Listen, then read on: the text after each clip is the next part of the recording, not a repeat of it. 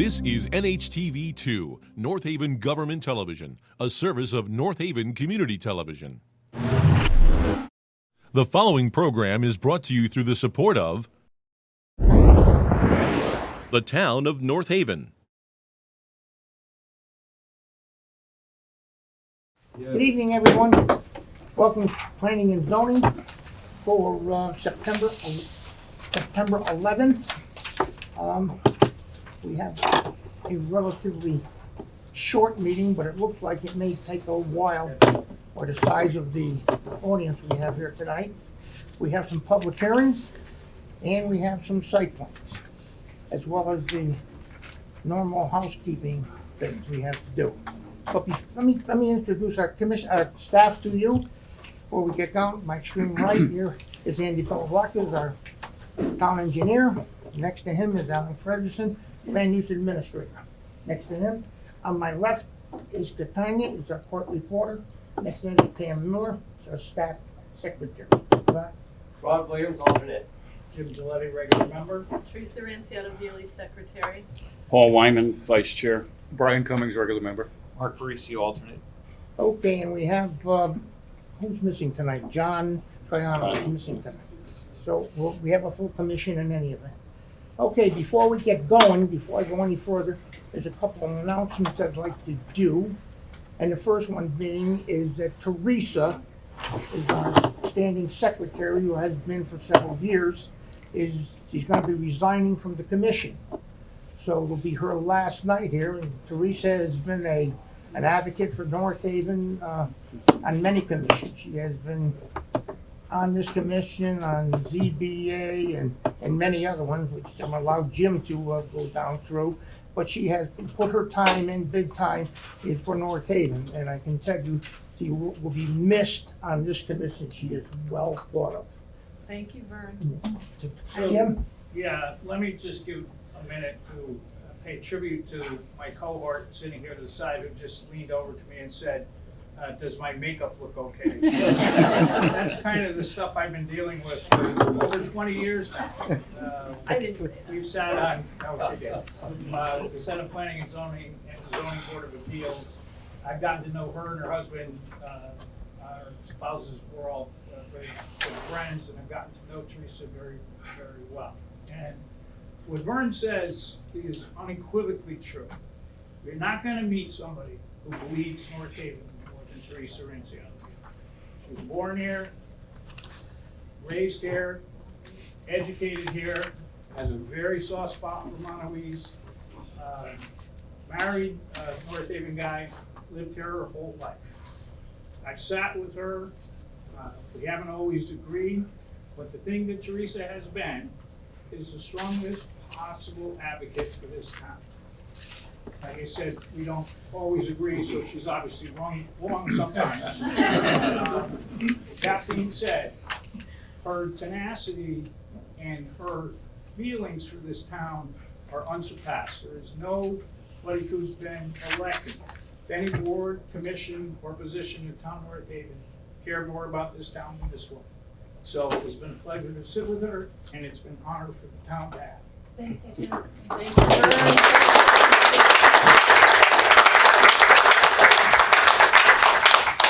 It's been my honor and pleasure to serve this town for so long.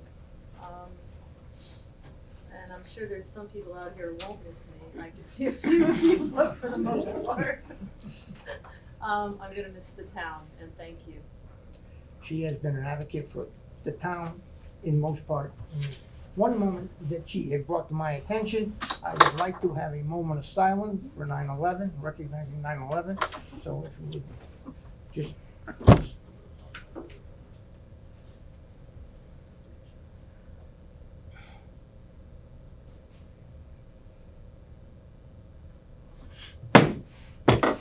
Okay.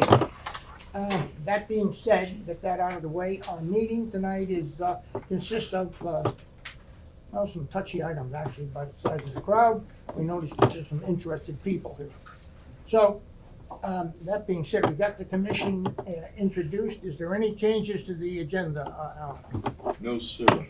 Okay, so we have not a long agenda, but it'll take a while.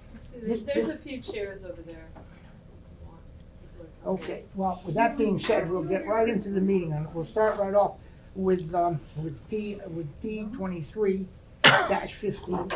Teresa, would you read that in, please? Sure. Along with the site plan for that, which is D 23-15. Okay, so public hearing, P 23-15S. Continuation of the special permit application of the Slate School, Inc., applicant and owner, relative to 5100 Ridge Road, map 97, lot 2. Plan entitled Proposed Parking Plan, 5100 Ridge Road, North Haven, Connecticut. Prepared by SLR International Corporation, dated June 5, 2023. Scale 1 inch equals 20 feet, R40 zoning district. With site plan P 23-15, continuation of the site plan application of the Slate School, Inc., applicant and owner, relative to 5100 Ridge Road, map 97, lot 2, plan entitled Proposed Parking Plan, 5100 Ridge Road, North Haven, Connecticut, prepared by SLR International Corporation, dated June 5, 2023, scale 1 inch equals 20 feet, R40 zoning district. Okay, is there someone here for the Slate School? Step forward. We have an easel here someplace, I Alan? didn't see one. Will you guys know Maybe not. We don't, but Well, we're we gonna can need work that up. out any number of things. Is that the wire doing a job there? Well, we're gonna need it up somewhere because it's a public You can't hearing. see We're Can you gonna- read it up by the pole over there by the podium, maybe? Well, the. Brought the easel every other time, we never needed it. Oh my God. Would you bring the- No, I got mine. that, It's plain wet outside. Everybody wanna pick me up in the boat.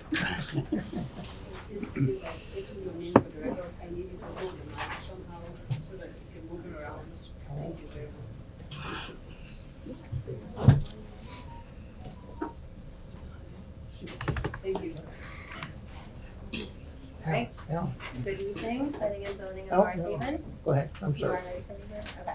My name is Rana Bates, that is RANABATES.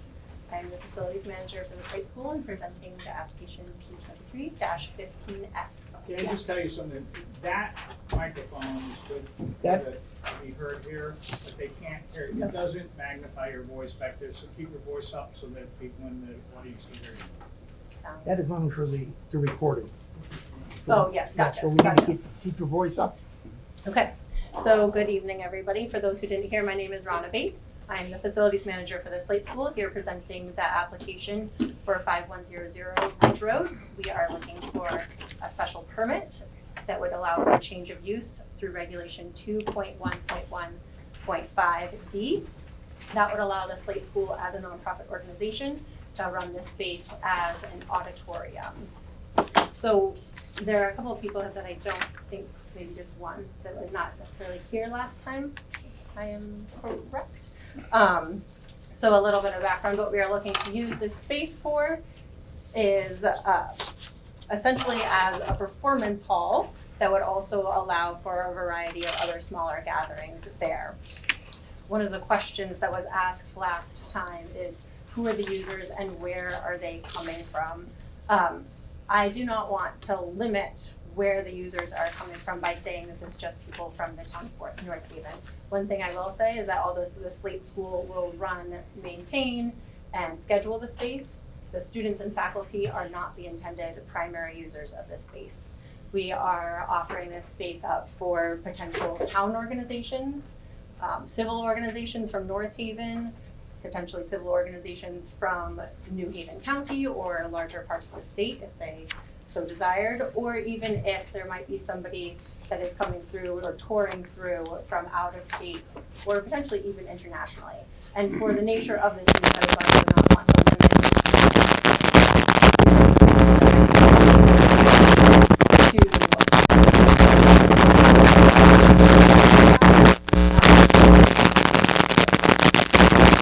for amateur,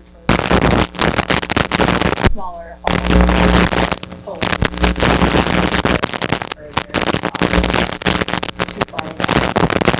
So the users or the content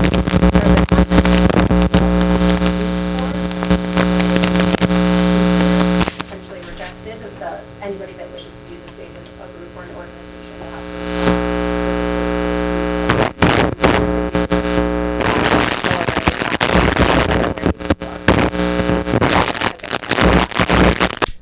So within that, that we are expecting for this. One of the top tiers is a longer kind of residency in that, and that's what we would categorize as a theatrical performance.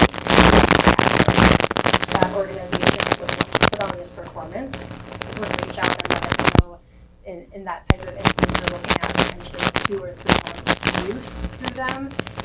Within that, the majority of that time, like a couple of people coming in on a fairly frequent basis to perform in that space, to prepare the space for the ultimate performance, and to get it set up along the way. That type of use would culminate in a performance where we would expect larger occupancy at the end of that time period. Because of the nature of that schedule would allow for less frequent use of that type of event. Now, in the performance that ends this longer term use, we are looking at occupancy potentially a few nights or a weekend day in a row.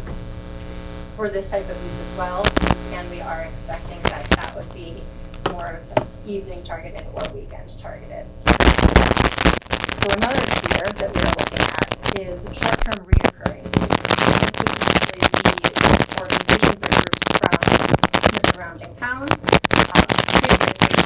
In this space, there have been mommy and me groups that have met there regularly. There have been veteran groups that have met there regularly. We would anticipate potentially there could be something like a book club or a writing group that would want to be on the schedule to use this space on a weekly or potentially a monthly basis. Those type of gatherings would be anticipated to be much smaller, not result in a large performance. This would be a small group of people, and that could be on a running schedule to use the space. And then in the third tier that we're looking at is one-term use, and this could be town meetings or community meetings or things of that nature, or people looking for a location to gather, but for a one-time thing. And we would expect that to be infrequent. However, it would be offered up for anybody that might want to see what the schedule would allow for. Once again, those would be expected to be more of an evening or a weekend type of use of that space. So that's a little bit more on the uses that we would expect in there. Now, some of the regulations that us as the Slate School, as the owners of this space, would put on it is, I know there had been a little bit of concern in the first hearing about the occupancy load, because we had a 90-person rating for the upstairs plus the downstairs rating. And we just want to put the blanket 90% occupancy on that. If we're having an event that's going to pull in a lot of people, it is safe to say that at any given moment, everybody would be in the upstairs and the audience are in the performance area. And so that being said, just keeping it at a 90% rather than allowing for additional people down below would ensure that nobody could travel upstairs and exceed that upper level occupancy at any given moment. If there is an event that is expected to reach a high capacity similar to that or get to the full capacity of the space, we would ask the organization putting on this performance or whatever it may be to have pre-reserved seating so that they could also then ensure that we're not going to go over the occupancy of that space. I should remind you that in the auditorium hall that we have, there are 72 fixed seatings looking out towards what was, as a church, the pulpit area. So within that 72 fixed seating gives an audience load of 72 people, plus an additional potential 18 people that are the cast, the crew, or the people hosting and running the event, including any Slate School members that are there. So the pre-ticket sale would ensure that we didn't exceed that 72 seated range that we have there for an audience load. In addition, if we're having a larger expected capacity in this space, we would ask that a designated member of the organization then also is there to help monitor the parking lot, ensure that we are not parking on grass, ensure that we are not parking on the street, and making sure that everybody is able to enter and park safely. In the events that might be smaller, that would not expect to get to full occupancy, we would ask that a member of the organization that is using the space has a good take on how many people are there and are monitoring the amount of people that are coming in, just to make sure that it never did get to beyond occupancy. And within all of this, the Slate School is going to be in very heavy communication and coordination with any person that is, or any group or organization that is allowed to use the space. And in that, the Slate School will be helping open, run events, close, and just generally checking in and monitoring and aiding with all of these steps. We also just know it's important that somebody from within the group using the space is also on board with that as well.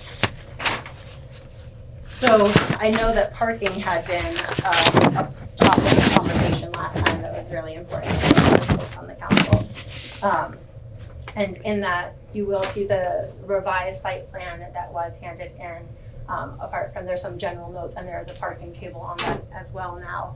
The only actual site plan changes are the addition of 2 extra parking spots in the upper turnaround. I actually might walk over to this side there. We have 2 additional parking spots now in the upper turnaround. So now we have 21 parking spots in the lower lot and 4 parking spots in the upper lot. So that's a total of 25 spots. Now, based on the table from the regulations, I believe it is under regulation 8.5.1.6, the table that follows that. And an assembly hall with fixed seatings. With fixed seating, you need 1 space per 3 seats. So 72 fixed seats in the form of pews, that is 24 seats that are, or parking spots, excuse me, that are needed per this regulation for the lot. The Slate School is prepared to offer shuttling service to an off-site lot if we are expected to exceed what the pavement can handle. It should also be noted that while it is not prohibited to park on the street, we do hear the concerns of the neighbors, and we don't want to cause any more upset in that. So we will set forth that regulation that we will not have parking on the street for these events. One other topic that had come up was traffic. And that being said, a lot of these events are going to be evening and weekend events, not necessarily every time that somebody comes by this space or were to use this space. I had mentioned some of the groups in the past that have used it, that were daytime use, the mom and groups and whatnot. But that being said, most of the use, especially the times where there might be full capacity, this is going to be nights and weekends, not during commuting hours. So when I talk about traffic, I do want to think about it in the full capacity setting, when there might be a performance that is taking place in this space.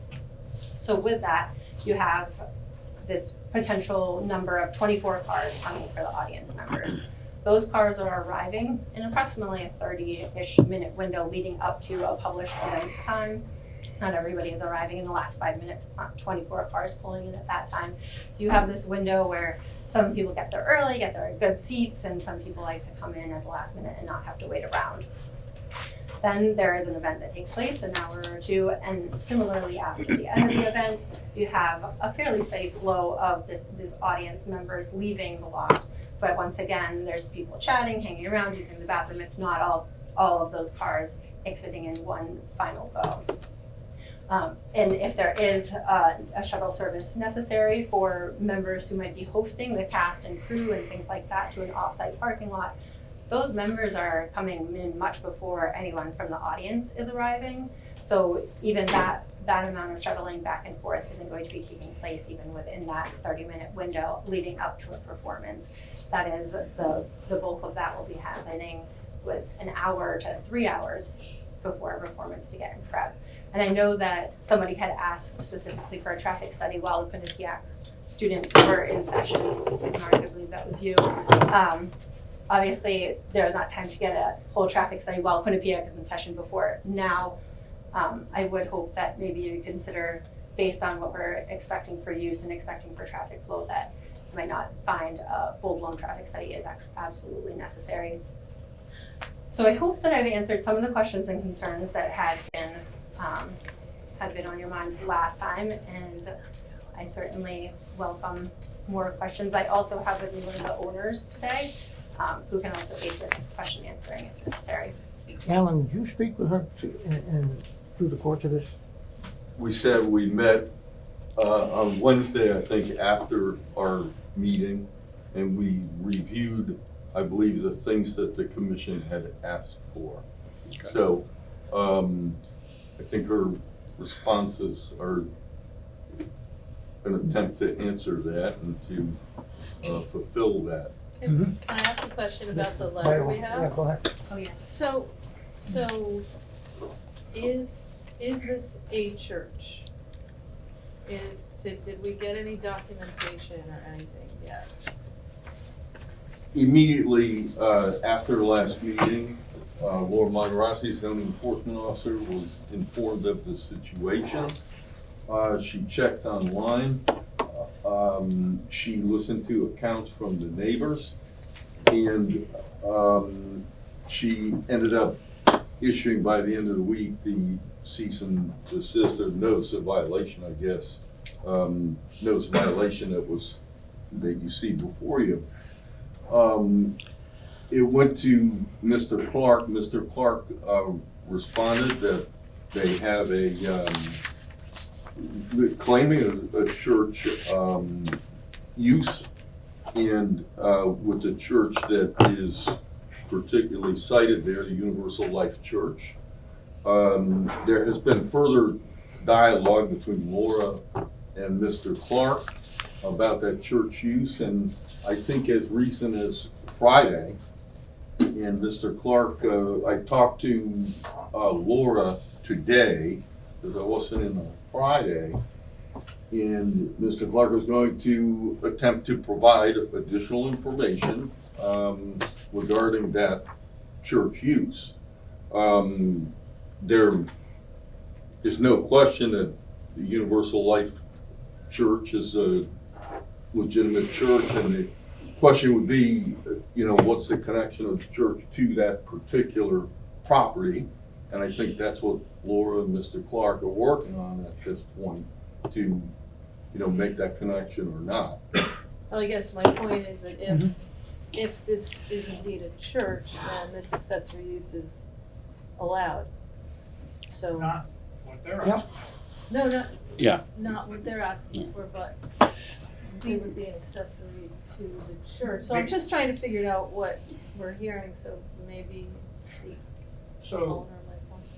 yeah, I'm not sure that's relevant on the issue tonight, because you're still asking for a special permit for this to be allowed as an auditorium. Yes, That's what you're hearing, yes. right? But So some of those uses would regardless of, be allowed under a church. maybe, but Right. that's not what she's asking Exactly. for tonight. So I'm just trying to figure it out because we have this letter in our packet. I would say that the use is essentially, we're looking for essentially a same use of what has taken place and what we are looking for to moving forward, just without having a church sponsorship or a church be the one producing this. Is that, So you're moving forward not as a church, as the That is what entity we are. that owns the property that that is wants what the we're looking auditorium. for, yes. Not as a church. The Oh, one, Well, Get that's that what right. this changed, The the one would special permit, render- which changed the use from church to, the one would render the other moot, and vice versa. Right, right. So if the Potentially. auditorium, Not really, though. yeah, Oh, no, maybe. I don't know. Well, in terms of an enforcement issue for an event that occurred, a month or so ago, Right. okay, that's gone. If you approve it, then it's an auditorium, and that file's gonna close. Right, but if there's if it's a church, Then then, that would have been allowed if it was a Well- church. Well, Right? I Or no? think, I think that's the question of making the connection, Right. to the church, and just how much of that church use, how much that's connected. So, Mr. Clark, I think is gonna, I heard my name referenced. Alexander Clark, live in North Haven. Nice to see all of you again. Yeah. give your address. Oh yes, 1 Ives Street, North Haven, Connecticut. Thanks. Thank you. So just to maybe touch on things, I'm certainly happy to help answer any number of questions as well that the commission may have. But specifically, yes, it is currently zoned for church use. It has been used as a church for the past 40 years or thereabouts, which might include both different types of prayer service as well as what are sometimes deemed to be accessory uses, but sometimes the line between a primary and accessory use in a church setting isn't always clear, that it might be things where they had veterans meetings in the past, over the past several decades that are there. So it's currently a church use. Where the space has been used thus far has remained a church use. So in specific regard to the letter from Laura, we provided the religious documentation, both indicating that the organizer of the event is an ordained reverend with the aforementioned church that's there. We're happy to provide additional documentation. We already provided a letter of good standing with the state of Connecticut. The idea is, and what the application before the commission here is today, is to change the use from a church use to an auditorium use. It's, the section A to section B that's in the zoning regulations. In practical terms, what that probably means is that the events don't have to have a religious affiliation or some type of a connection. So just as a church today might have a garden club meeting or a book club, the same thing might apply if the commission were to approve this change of use. It might also be a religious event that is held there. And so it's simply trying to move to something that might be a more accurate Good way to evening. capture The North Haven Library will be closing in 30 minutes. Public computers, computers, Sure. Wi-Fi will shut but down in 15 minutes. All bookstore and cafe purchases, along with library There card was one. registrations, must be completed by 7:45. Thank you. Perfect. We won't have those sorts of announcements. But something that allows for the community to make use of it. So, in fact, when it was the Mount Carmel Christian Church, there was a community meeting to talk about the Slate Lower School some years ago that was held at the church and had no church affiliation that was there, but that the Mount Carmel Christian Church allowed them into the space. So the idea, again, I think Jim is right that they're technically separate components that are there, what the current use is. But we see this as something that would be an incredibly light use of a building that otherwise has seen very, very little utilization, would continue with little light utilization, but creates a community resource for everyone. And what's probably the closest use to the church. So if you're saying that there might be some overlap in those things, that's because I think the use of an auditorium and church are very similar. Right, so Well, my point was that you're asking for a special permit to actually change it to an auditorium. If you kept it as a church, and what I'm looking at in this letter, and most likely that's the change of use. And the change of use, Alan, correct me if I'm wrong, would be just the name and the documentation. Administrative. The administrative, you wouldn't have to be here, and those events would be allowed without you going for a special permit. Am I correct in there? I believe For you are. I the think board? that's consistent with what the commission has done in the past. Yeah. So if there was a change of use form that was presented and the Slate School, the owner of the property and the building, were to propose to lease the space to the Universal Life Church, it would not reach this Require. commission. Right. It would be signed off administratively as a non-change of use. Yes, I believe that understanding would be correct, and not that we simply like the hard way to go about things. I know. But we enjoy the appearance before the commission, and certainly we want to be very respectful of your time. But we also believe that there may be a future in which it's not a church or it's not a solely religious use. Doesn't have to, Religious right. event. Suppose, the example of having AA meetings or NA meetings Sure. at churches, that's not anything to do with the church itself. You're absolutely correct. What it would require, though, is at least an organization that we are either leasing it to, that is administering it, or that is connected to the events, is our understanding of the zoning regulation. And the idea would be that it would be the school, which at present does not have any type of religious affiliation, So, would be the administrator. yeah, I'm not so sure that's right. That's not If- correct. If there were actually a church there, and I'm sure people have questions about the actual church there, you could do things that a church could do. and which means types of meetings that you're talking about, those are clearly accessory use in the church. So, but my point here is what they're asking on tonight is a special permit to change it to an auditorium. So it's not the church using it, it's an auditorium and that it be allowed. So let me just kind of following up on that, my difficulty is the last time we were here, I thought we were very clear, or at least I was very clear in my mind, that I thought if you were coming back here, there was gonna be a plan. Not we're gonna promise to do this, we're gonna promise to do Right. something in writing that's gonna say, this is how it's gonna be used, this is when it's gonna be used, this is the mechanism, and you just saying it is not enough, it's amorphous, there's nothing, we're not gonna go make the regulation, so I expected to see, for me, one guy on the commission, a concrete plan that we could assess and they could assess, and say, we like this, we hate it, whatever. Instead, you come and said pretty much the same thing you said last time. This is not gonna be invasive, it's a small thing. Invasive's an eye of the beholder thing, and my guess is there's some people behind you who think that it's very invasive. So I'm personally not offended, but disappointed if you want us to move forward with this application. I don't know how I could, because there's no plan here. There's nothing to grab a hold of and say, this is how it's gonna work, this is not how it's gonna work. Even we may not all agree about the traffic plan, but there's gotta be some concrete reason. You say, okay, we didn't have time to do the traffic plan, well, maybe we didn't have time to do this application, I don't know. But just as one member of the Yeah. commission, I do not see a response to what we said at the last meeting.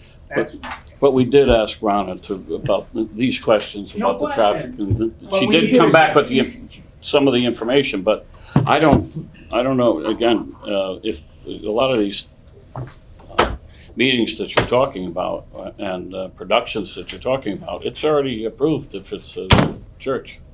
So you don't even have to be here if you Sure. do that.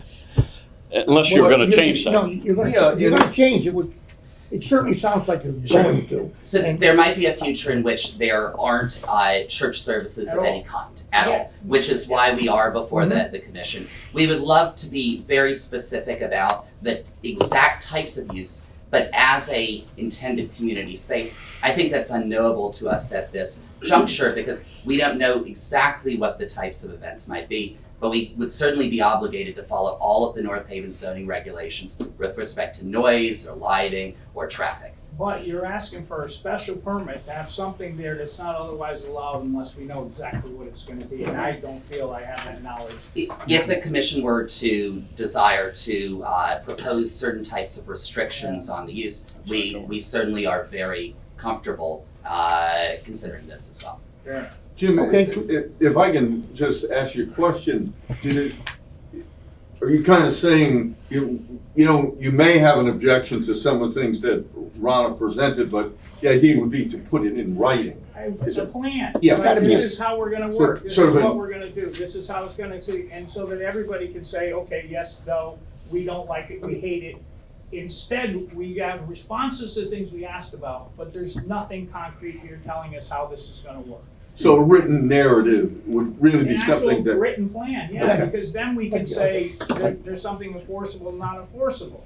And I don't want to go through and make all of our, this is what we say, it should be held to 6 o'clock and this, this how many people and this. There's nothing here for me that's concrete enough for me to say, we should allow this to become an ordinance. That's my take. And Vinnie, I think if you sat down and talked with Alan and went over this a little bit, I think you could get this figured out, and I think you guys could put it together. Maybe yes so and it maybe would be no. There's gonna satisfactory be a to lot the of people commission. have issues. There is gonna have a lot of these kind of, but at least you get an idea of what the commission is looking for. He is familiar with what we want on a regular basis. That's Well, if, I don't think it's gonna be. that's if a change was gonna be made. Well, There's no there's changes. nothing that says you can't go forward, Yeah. okay? And be heard, let anybody speak in favor, let everybody speak in opposition, and we'll make a decision. But from what I'm getting from most people here, there's not enough here for us to make a decision on, which doesn't bode well for how that decision moved up. But it's your call. So then the option, he could withdraw, he could ask us to make a Right. decision, Yeah. You can withdraw, you can continue. If you withdraw, you can talk with anyone and get any information you want. Nobody's If you telling you. continue- Or you can- If you Nobody's continue, saying you can't. Or you can confirm what uses you can use that property for. Sure. So, And then use it for that. And then we don't, Do we have a record of when this was originally proposed as a church? And was there a special permit issued for that at that time? Wasn't it like 78? Yes. Right, that's a long time. A record is But you- an interesting word. Yes, there is a record of it. Was it a special It's a record consistent with those that occurred in 1979, and there are minutes to the meeting, and there were some questions that were asked by some of the neighbors when this came through the last time as an application, and many of those questions were answered about that. There were, questions about the traffic. There's no particular traffic report. The most extensive traffic data that was gathered was for the last the Slate Upper School application. If there was some, I don't know if I'd say disagreement, or some of the members of the commission thought that there should be more focus on more detail on the site plan. Some thought there should be more focus on the traffic. So there was a little bit of disparity, shall we say, about what the commission was looking for. It seemed clear that they're looking for something that is more tangible in terms of in writing, where they could sit and argue out or iron out some of those points with a greater specificity, if I may. So there is enough time in the application to extend it. The next meeting is October 2nd, I believe, 3 weeks Either way. from today. If you want to do it, if you feel that you can get something in writing and resubmit that back, we can distribute to the commission, and the neighbors can have their look at it as well. But something that would be, a little bit easier to, hold someone accountable for. Sure. So. Sure, yes, we certainly can provide additional information that the commission may desire in writing. So what we are hearing specifically is that there is a desire to see forms of intended use, which we've shared, but understand that you would like to have that in writing so that it perhaps goes in with the approval. And we're fine with those going in as conditions that are there.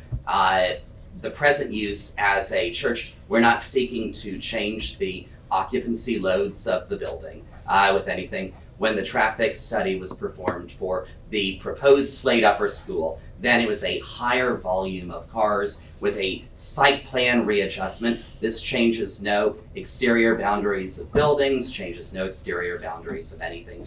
No more cars than the present utilization of the space would permit. And so we certainly can provide additional information, but we would also accept as a condition of approval something that ties it to its present utilization and classification as a church, that it cannot go beyond what would be permitted under its present use. But this Well, is here residential it zoned, gets right? confusing Yes. to us, because what you could do as a church doesn't have to do with us, okay? What a church That can would be do fine. is accessory, it's between you and the zoning enforcement people, what can or can't, that's not us. Us is what can we do with the special permit, and for me, that's, if you want to get a special permit, this be specially permitted as an auditorium, there should be something that says, this is how it's gonna work. You just said, okay, well, maybe if we have more than this many people, we're gonna bust them. Well, what says that? You said Sure. it at the meeting? No. So you need to have something saying, this is how we're gonna park people, this is how we're gonna advertise, whatever the plan is. I'm not trying to make your plan for you.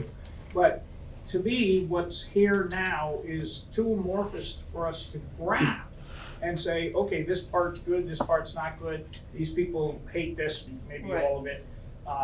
But we need, to me, there's gotta be something concrete. If I had to vote just on what's been submitted so far, and I don't know that you're done, but just on submitted so far, there's not enough here for me to say, okay, good. The special permit is a very big deal. It's, you know, it's one of the biggest liberal things that we do. It, you know, gives you green light to do whatever it is. And you're not even saying what you're doing. You're just saying, well, we're gonna do this and this and this. We really can't do that. But at the same time, if you were to talk to Alan and the zoning enforcement officer about what a church could do that would not have to be related to any religious activity, you would just go into the office Just don't and do it. you would look at all the other churches in town and what they do and talk to the zoning enforcement officer, and you would be able to do things without special permit process. It is a lot. It is a lot. So if I can just ask again for a little help for staff on this, is the information that was added to the site plan is information that I had asked for in my comments, which is not really concept oriented, but administrative oriented. There'd be no outdoor storage, a note about the aquifer protection zone, zoning data table. Okay, that stuff is certainly within a reasonable limit. Is there anybody here who is looking for more detail, given the scope of their proposal, on that plan? If you're, Physical plan, no. okay, and then let's go back to the traffic Right. analysis. Is there, what's the consensus of the commission in terms of a traffic report, you know? Good from- evening. The North Haven So- Library will be closing in 15 minutes. Please begin to make final selections for checkout at this time. Thank you. So if there, is there a sense on the commission about having a traffic report or statement from a licensed traffic engineer? I thought we should take a look at the traffic, regardless if it's gonna be less, you say it will be less, and I believe you, or is it gonna be more? So Or- Vern, what Alan was asking is, as the commission, there's Right. 5 people here today, and one of them may not be here next month, if we just go to next month. Mhm. Do the people think they need to do a traffic study? Exactly right, and I And feel it's that we like, should. Okay, fair enough. I did not last time. I thought because the last traffic study would suffice for me and I saw it. But I'm one vote. If there's 3 of us that think they should, I'm gonna tell you that they should. Because if we're gonna turn it down for not having one, tell them. So That's you what just I'm said yes. If there's 2 other guys It's to your easy. right, do they think yes too? I don't know. Well, but Let they're them speak. Well, if we could just clarify at this moment, Teresa has announced this is her last meeting. Right. So- Rod was sitting for Brian Yeah. last month. So he's, yeah. Right. So do you think they need a traffic study? Would I be the one sitting, or would it? You would be the one sitting at this point, and what Yeah. Brian could review the record and the film from last meeting and sit to replace Teresa. Mark was at this meeting and the last meeting. Mark is eligible So to everybody, sit as well. So really not much. I'm interested in a representative opinion to be able to tell these folks what they need to do. If there is something that you want, Yes, tell them yes, so that we're not. you No, know, see, well, I'll tell you, where I am right now, based on what I know right now, I would say no. But I haven't heard from the public yet, and my mind could be changed based on what they say, essentially. And we do have a traffic study that was performed, maybe a year and a half ago, for a higher load Volume, occupancy. Very different site plan than what is presented here this evening, that found that there would be, according to the licensed traffic experts, that it would have a de minimis effect on the roads. We were happy to certainly resupply that or to undertake a new study, but again, one within the past 1 to 2 years, it did show for a much higher volume of cars than anything And that that would be was my possible. Well- position Yeah. about the traffic Okay. study. It's like they already had one for more years. This I is seem to less- recall. Yeah, it's good. Yeah. But that was, I hate to say this, but that was also, I think, during COVID, which I don't know if that was different in terms of the traffic that was on the road, but that was always. They did look at pre-COVID numbers, Okay. yes. I think they. You know, it's pretty All right. easy But to work but off of that. again, it's not very hard to supply that as part of the application, right? It's so easy. Do it. okay. Okay. And then if What- you, Go ahead. I don't know if anybody has any additional comments, but we would need you to agree to grant the commission an extension until next month to act on the application, and that would keep it alive. Sure. Yes, and then would we be able to work with you and your office to Sure. help determine sort of what specifically the commission might find to be helpful documentation of proposed policies and procedures? Yes. Okay, Correct. I'm willing to give it a Work it shot, out. yes. Sure. That's your staff right there. I Good. think so.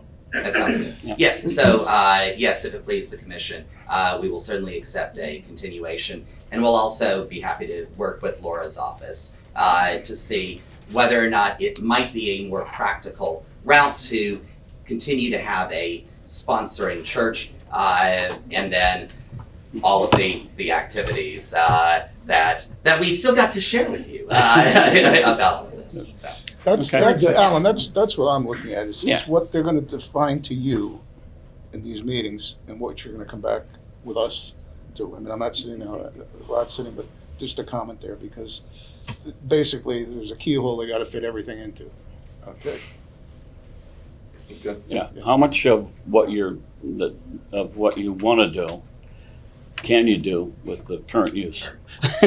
So, maybe you don't Yes, need all of it. based upon our everything. understanding, Right. it from a technical perspective, yes, Okay. all of the proposed use would currently be permitted Okay. under its current zoning by having a church sponsor Okay. that is affiliated with. Because if the special permit goes away, there's no, no need to come before us. Well, I can certainly appreciate the administrative integrity here.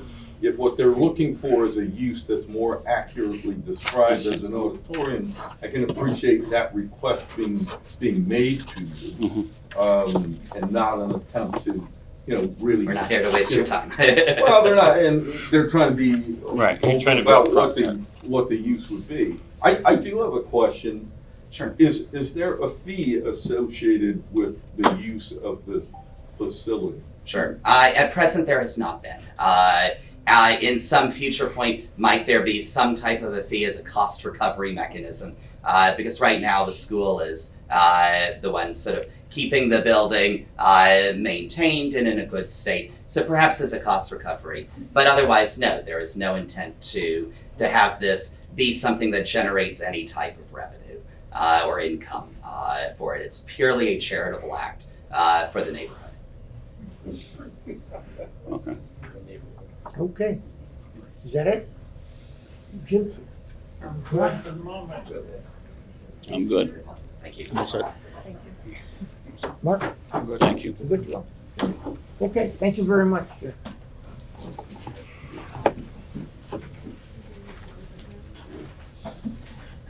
Okay. We're gonna continue this. Well, but Vern, there's a lot of people here, you know what I'm talking to.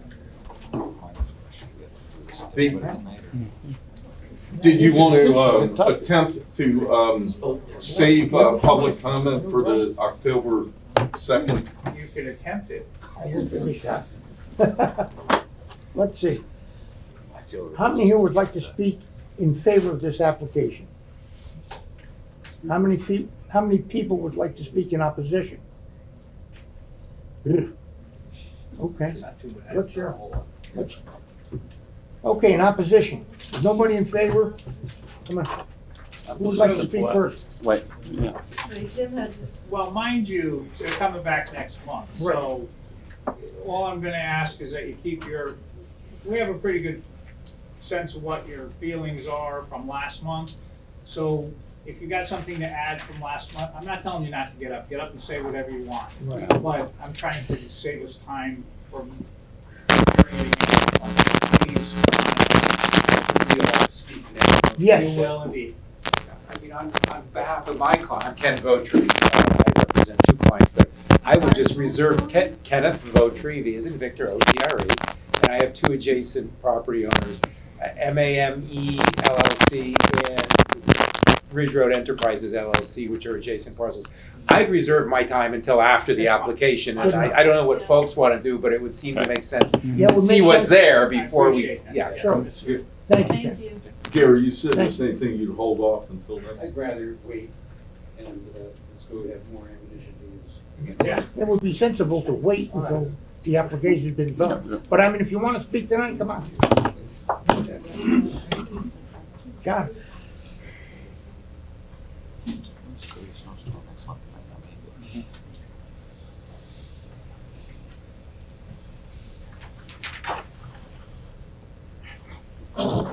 Good evening, Mr. Chair, members of the commission. I'm John Parisi, live in North Haven, 25 Tokenique Drive, and I represent Jerry D. Simone, the next door neighbors. Between Mr. Beautray and I, we've got all the surrounding property owners. And I wanted to thank Teresa for her service on this commission for so many years. And before that, Zoning Board of Appeals. And I'd also point out that there was another disaster that occurred on September 11th. It's my 50th anniversary of being admitted to the bar, so. So anyway, the one question I wanted to raise is coincidentally had to do with Teresa's comment that the activity that went on there last month, 2 months ago, that played, I mean, this wasn't a nativity pageant. This was somebody putting on Hudson County Spelling Bee, which I'm not familiar with the work. They were selling tickets. They were parking on the grass. Frankly, I fail to see how the operation of a church. Good evening. The North Haven Library will be closing in 5 minutes. Please bring all items to checkout at this time. Thank you. Okay, while I agree with Teresa that there is a broad spectrum, you know, the social outreach, I'm sure, would cover the Alcoholics Anonymous meetings, you know, those kinds of things. I get that, but frankly, I just don't see that putting on a theatrical performance, not affiliated, this Magnolia Theater is not affiliated with the Universal Life Church, at least not as far as I know. It's basically they're rented out their auditorium space, which is, in my way of thinking, not exactly a church-affiliated activity. And Lord knows they pardon the pun, you know, churches conduct bingo, they have all kinds of activities, social outreach, they run soup kitchens, things like that. But that's related to their function as a religious organization. I just think that there's a difference between what occurred with the previous theater production and a church activity. So I just wanted to say that tonight, and then I won't take more of your time, and I appreciate you giving me. And I appreciate your comments, and I understand what you're saying. We can't turn this into a hearing of Right. Religious. a presumed, an alleged violation, okay, which would follow a different path. So I understand your comments, and I get it, but I just don't want to go into too much detail about something that's an enforcement action that would, you know, again, follows a different path than what this is.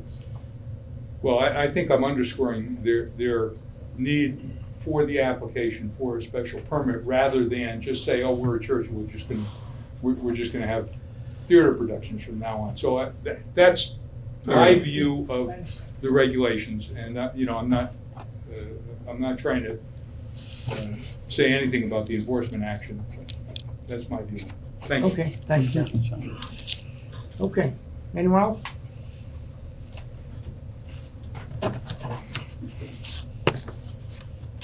Sorry, guys.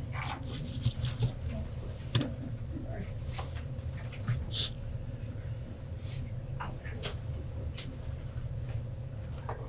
Good evening. My name is Lana Claire Ives, and I have properties at 369 Mansfield Road, 367 Mansfield Road, 371 Mansfield Road, and I believe 2605 or something like that. Rich, I always get that number mixed up.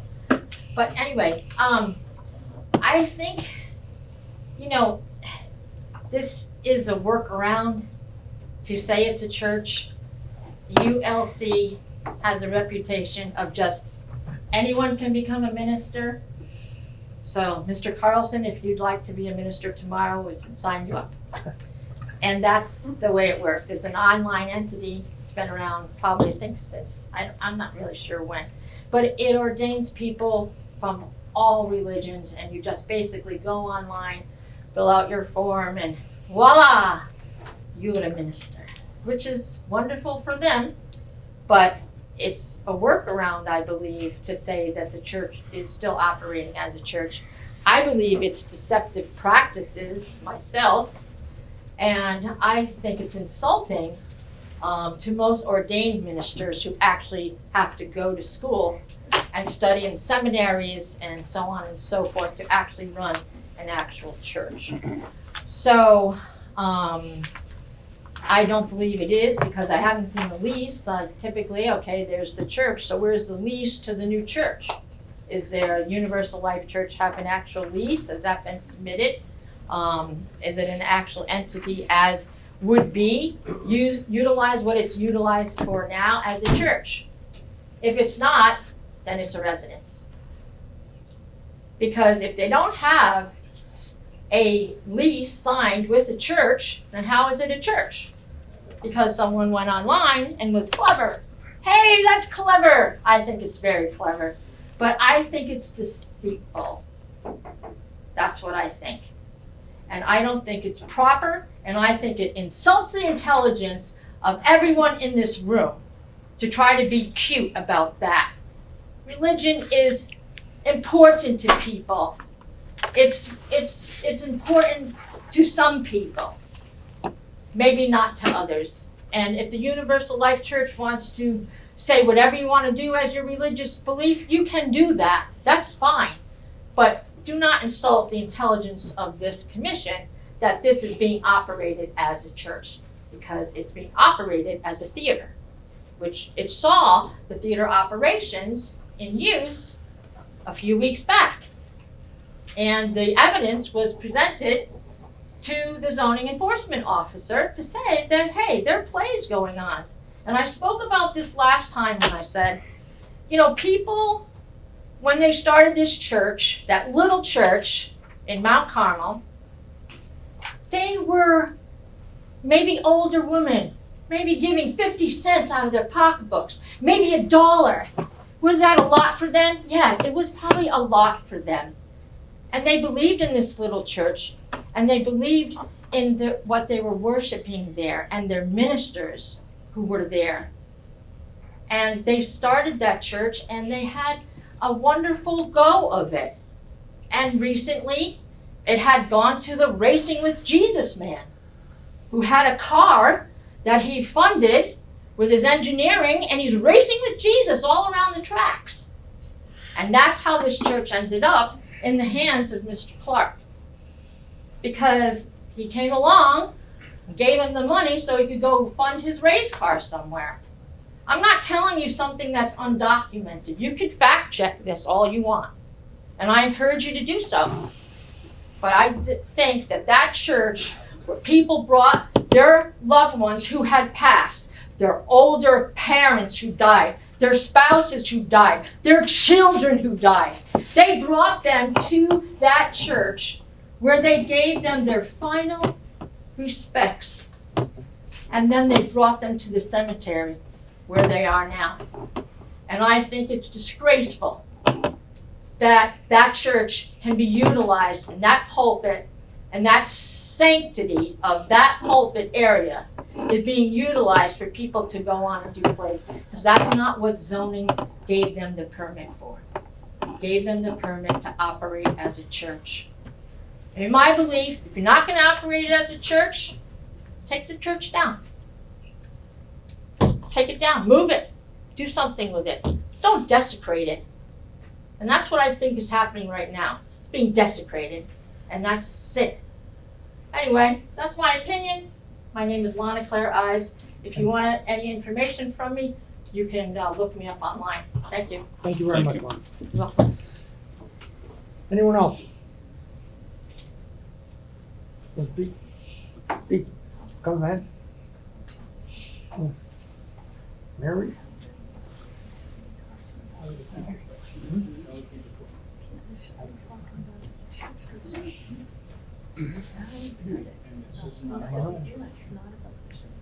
Mary White, Summer Lane. Let's see. So what is before the commission is a special permit change of use from a church to an auditorium. And that kind of has morphed into taking the auxiliary uses of a church, with the biggest being theater performances, and making them primary uses as an auditorium, with church use not being utilized as primary, or, according to Mr. Clark, this space could be used with no church affiliation or church services. I wanted to draw attention to a contradiction relative to the 3 tiers for auditorium use. Tier number 1, theatrical, the 2 to 3 month use. It was stated that it will culminate in performances with larger attendance. The full capacity would be mostly on the weekends. We know the full capacity means 90 people upstairs and 45 people downstairs. And then we heard, 72 fixed seating is what's there now.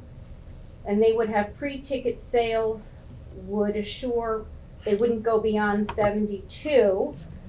Then they said that they would have shuttles, so when they would have the larger performances at full capacity, that they would, it's very vague how this thing would be run. Mary, I think, excuse me, I think what That's- we're trying to do is they're gonna try to work this out with Alan during the next They're month. gonna So define. We don't know any of So that's it's not very happening vague. or not happening. No, it Okay. is currently, but that's the whole Right. point. So they're gonna come back, Mary. So they're gonna come back, okay. Okay. And then it says about the shuttles being provided, where are those shuttles coming from, who's paying for those? I mean, it's just Yeah. like you said, it's vague.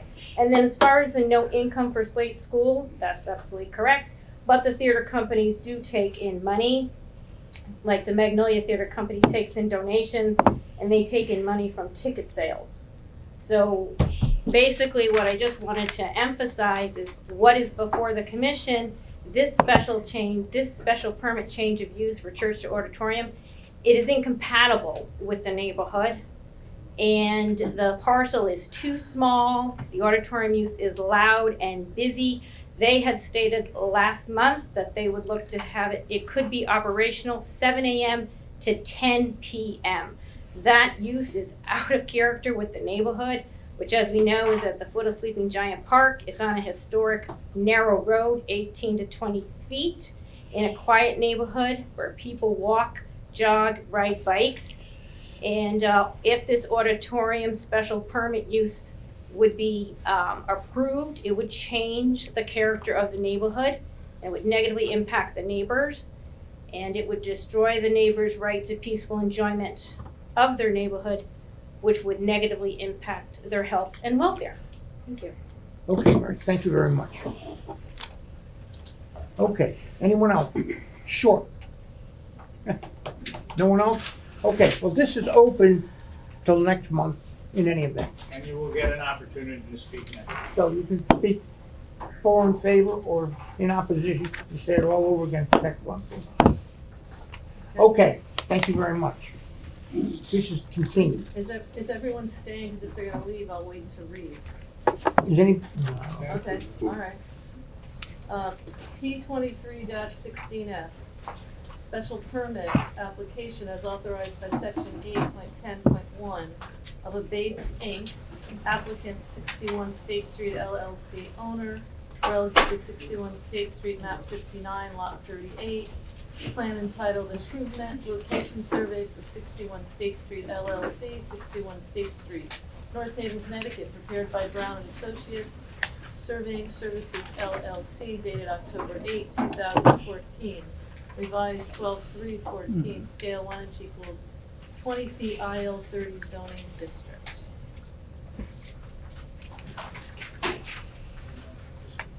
okay. Oh, Bates. Bye. Maybe we could get some clarity on that. I think it's all the base, right? They'll have to tell us. Yeah, that was great. Okay, Good evening, ladies and gentlemen. My name is Lou Abate. My wife is Loretta Abate. And we own Abate restaurant. So let me clear that up. A couple of people here asked me that already. So the American pronunciation is Abate. And we grew up as Abates. When we got to Worcester Street, people were saying the correct pronunciation is Abate. And there were people that had relatives on the other side who said it's Abate, it's not Abate. So we wanted to, since we're in Little Italy, New Haven, we went along with the Abate. So when people ask me, which is it, I tell them any way you want to pronounce it is fine with us. Just buy my pizza. Yeah, that's right, exactly. So as most of you know, we took over the River Tavern, 61 State Street, North Haven, and we are here tonight seeking approval for a restaurant liquor permit. And we hope that we can get that, and we're about to open any time now, depending on the inspectors, but we're just about ready.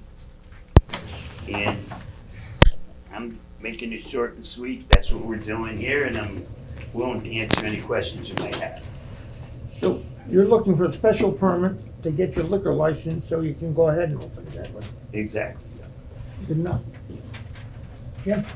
Mr. Abate, my name is James Giulietti. Okay. And I'd be delighted to see you get a liquor permit. Oh, that's great. I'm Thank really you. Ranciato Vieli, so I'm looking forward to it too. Thank you so much. Give us your spiel there, Paul. Did you give your address where you're currently living? Yes, I think that it's you did. 61 State, where we're currently living. Living, We yeah. live in Bella Vista currently. Okay, well, that's, she needs that for the, You good? What's the address?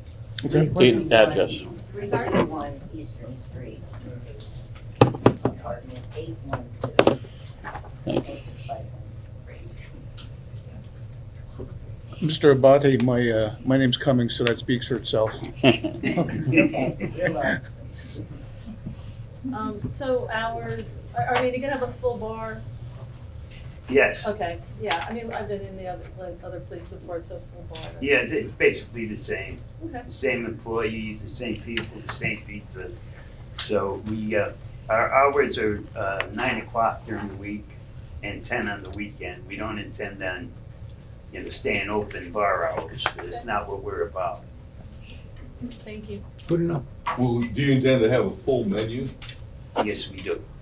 We have the same cooks, chefs, pizza makers, and the manager runs a tight ship. The same scallops over linguine? I would say? Oh, yeah. Absolutely.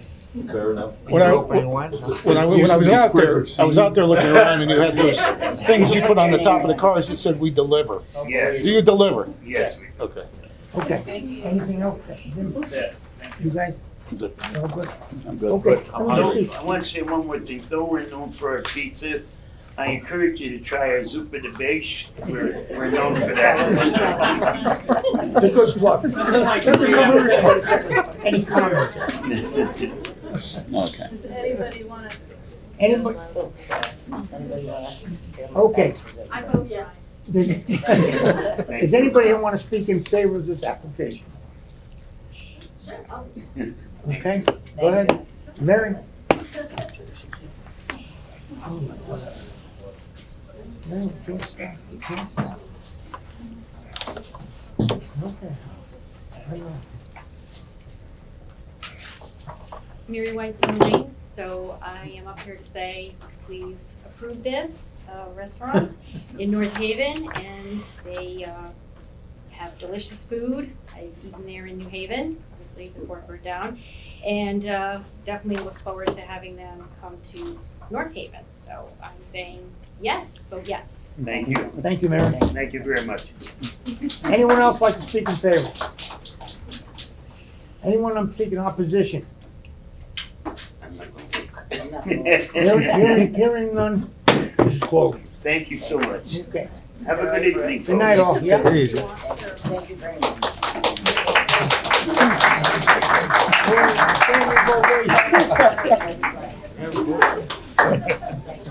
Well, I hope they all go that smooth.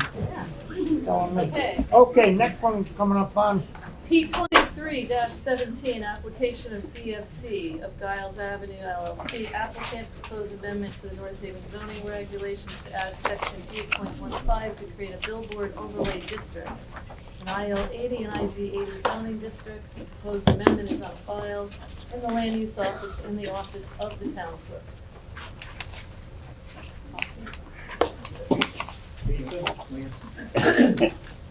you have my hand on? Is that for everybody? for the whole group.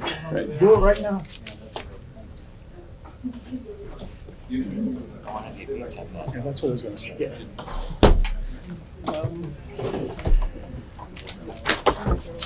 Yeah.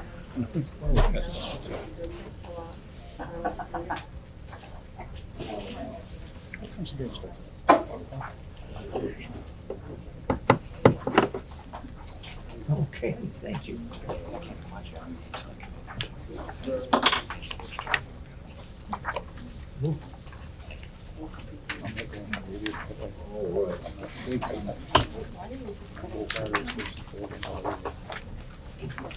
Thank you.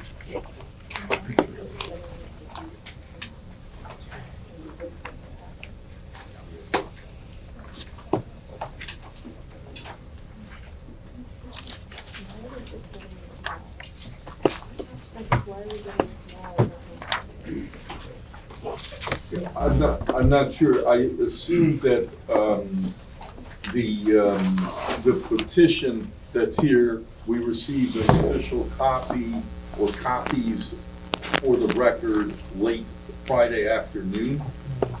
And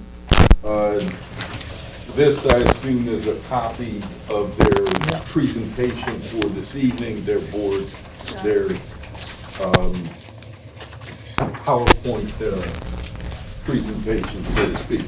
So, for the record, we'll mark the PowerPoint presentation Exhibit A.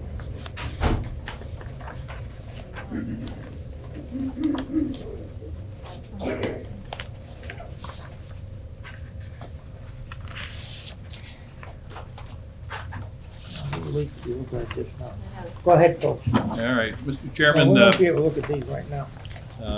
members of the commission, for the record, my name is Dennis Senaviva.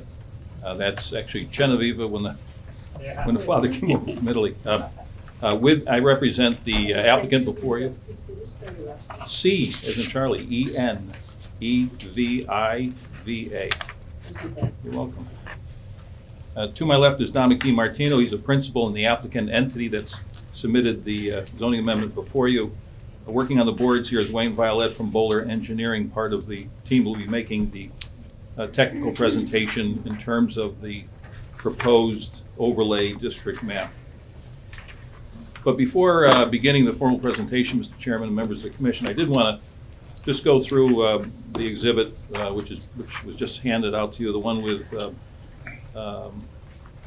list of supporters. My client has gone through the town over some period of time and obtained signatures of 144 North Haven residents who support the application. There are a number of petitions that were prepared. I think some people are here tonight to speak in favor of this application who have signed these petitions.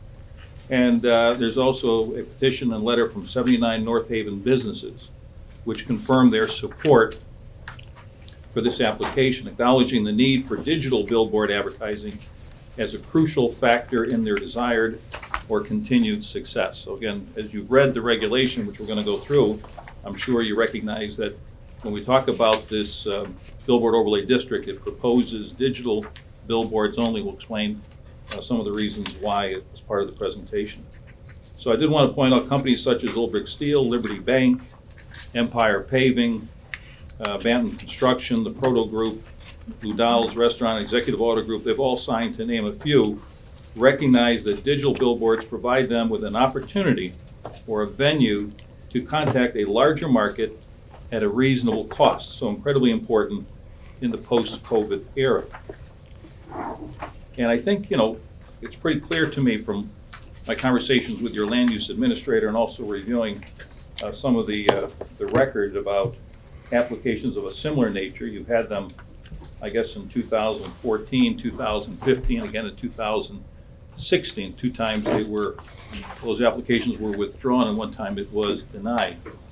And again, Alan points that out in his staff memorandum. And so one would suspect, I would think you'd want to know, why are we here? What difference has occurred over the past 7 years that would motivate this commission and the town of North Haven to embrace the concept of digital outdoor advertising? Well, again, one of the things we're going to talk about is we know that businesses and the business community has changed greatly post-COVID. Confusion or a lack of information as to which businesses survived, which businesses were reopening, caused harm to many of the businesses where there was confusion. Heretofore, the prototypical method of communicating information about a business was advertising in print media, which is no longer the most valuable resource it once was. Readership, circulations are down nationwide about 50%. My office is in Meriden. We've used the Record Journal to advertise, and that paper has now stopped circulation or publishing on Mondays and Sundays. So are there daily newspapers that provide access for these businesses? It's no longer the valuable resource it once was, giving the alarming rate loss of readership, and limited opportunities to find affordable advertising venues, which in the newspapers do not allow for quick ad changes for one's business. Enter digital advertising, especially a local outdoor advertising company, which this applicant is, or a related company is, Mr. DiMartino owns. And his goal is to provide local businesses the opportunity to advertise to a larger market at a reasonable cost, all while retaining the right for their businesses to change their advertising copy simultaneously with changes in their respective businesses. So digital advertising has met, and Dom's going to talk about that to you, has really met kind of the niche of business, what they need in order to provide information about their business to be successful. Again, in the land use administrator's review comments, he notes that 3 earlier applications filed in 2014, 2015, and 2016 were either denied or withdrawn. A fair question, particularly for those who are sitting in that time frame, is what has changed, or how is this application different from those filed 7 to 11 years ago that would motivate support for this particular amendment? And my client offers 3 important factors. Number 1, local businesses, as I point out, have a greater need today for digital billboard advertising. The lack of cost-effective print media opportunities is the biggest driver here for change. And that's something that Dominic saw as a businessman himself, that there was a need to provide local businesses with advertising opportunities. And so one of the things that he's going to present to you this evening is his idea how this came to be. This isn't an application from one of the big outdoor advertising companies. We're not Lamar. It's not Clear Channel or Outfront. This is DiMartino, but he has a commitment to assist and help local businesses. Now, changes in technology for billboards being digital, which allows for off-site access and quick changes to business ad content. So the changes aren't made by taking the old vinyls on a static board, and making changes to that vinyl. They can be done remotely through a computer. And what's important to that is not only does it provide opportunities for businesses to change their copy, change their ads quickly to reflect the changes in their business model or their plans or their pricing. But also the fact that there is digital access allows the North Haven Police and Fire Departments the direct ability to interrupt current ad content and communicate immediately to the driving public important public safety messages like amber alerts, silver alerts, fire emergencies, and the like.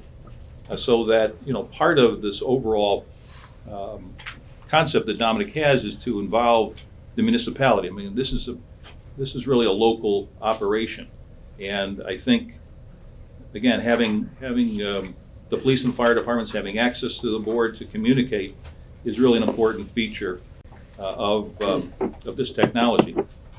I might add that also digital billboards tend to be expensive, so that in terms of in other communities, the tax assessor finds them interesting because most towns now find assessment values based upon the income approach as opposed to just replacement cost or fair market value. So in many communities, the fact that you have a static billboard, which is probably costs about 20% of a digital billboard, and the revenue generated from a digital billboard is significantly higher, there is an increase in the revenue stream for the municipality, all without having any impact on any of the local police or fire, educational, any of the services the municipality provides. So it's increased revenue with the way that this has been designed with no negative impact on the community.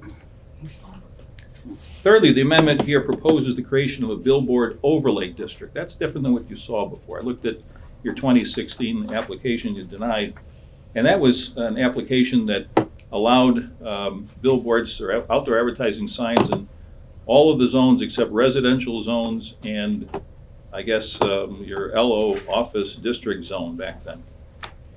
So that there was the potential of signs being located throughout the community. They were supposed to be accessed or have access for visibility along the highway, but again, a more liberal draft was that initial regulation. This regulation that we've proposed to you is something that's been worked on for just about a year. Now we've been trying to work with it in a way that provides protections to the municipality, provides protection to the residential properties in the municipality, and yet provides a benefit to your businesses, which is not an easy task.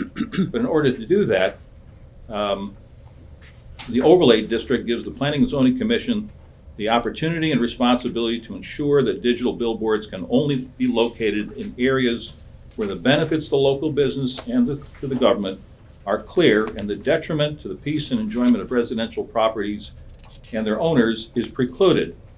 And so as you went through, I'm sure you had an opportunity to look at the regulation that we've submitted. The regulation, for example, says that all the digital billboards must be oriented to Route I-91. So they have to be face to I-91 and they can't have an angle of opening on the two faces that's larger than, I think it's 35 degrees. So that, again, it's facing I-91. Illumination, historically a problem in many communities, certainly that I've appeared in, where neighbors are concerned about the illumination from billboards. Importantly here, because these would be digital billboards only, the illumination is direct from the face, from the board itself. It's not like static billboards where you have LED lights either shining up or shining down and behind the billboard. Those are the static boards. Another reason that Dominic didn't want that to be part of this proposal, but rather illumination that is designed, shielded, arranged, and installed to direct all of it away from any adjoining or nearby residential parcels. Additionally, that last regulation you had in 2016, it precluded the location of any billboards within 100 feet of any residential districts. As you've seen in this draft, our proposal is to preclude the billboards from being located within 500 feet of any residential district. So this is, again, just a 500-foot distance is to ensure that there is no spillover light from the outdoor digital sign that would spill back over to any residential zone. So again, I can understand you're denying the regulation that had only a 100-foot restriction in terms of location. Here, this would be 500 feet to the closest residential, substantially larger, obviously. The proposal that you denied in 2016 had no brightness standards. This has a brightness standard. It prohibits brightness greater than 0.3 foot candles above ambient light measured at 200 feet. Again, no such standard was in the earlier draft. Dom is going to explain a little bit about how that directive came to us as his team that put this together, how he wanted to make sure that there wasn't any spillover, and Wayne can talk about it in his presentation on some of the boards he has here for you tonight, the exhibits. But there is no spillover that would go to any residential properties, which is about as important a factor as Dominic had when he gave us direction. Lastly, this regulation requires a 750-foot circumference separation distance between digital billboards. The state regs and the earlier regulation you denied only had a 500-foot restriction. So under DOT regulations, you can have a billboard, outdoor advertising board, every 500 feet. That's the linear separation distance by the state.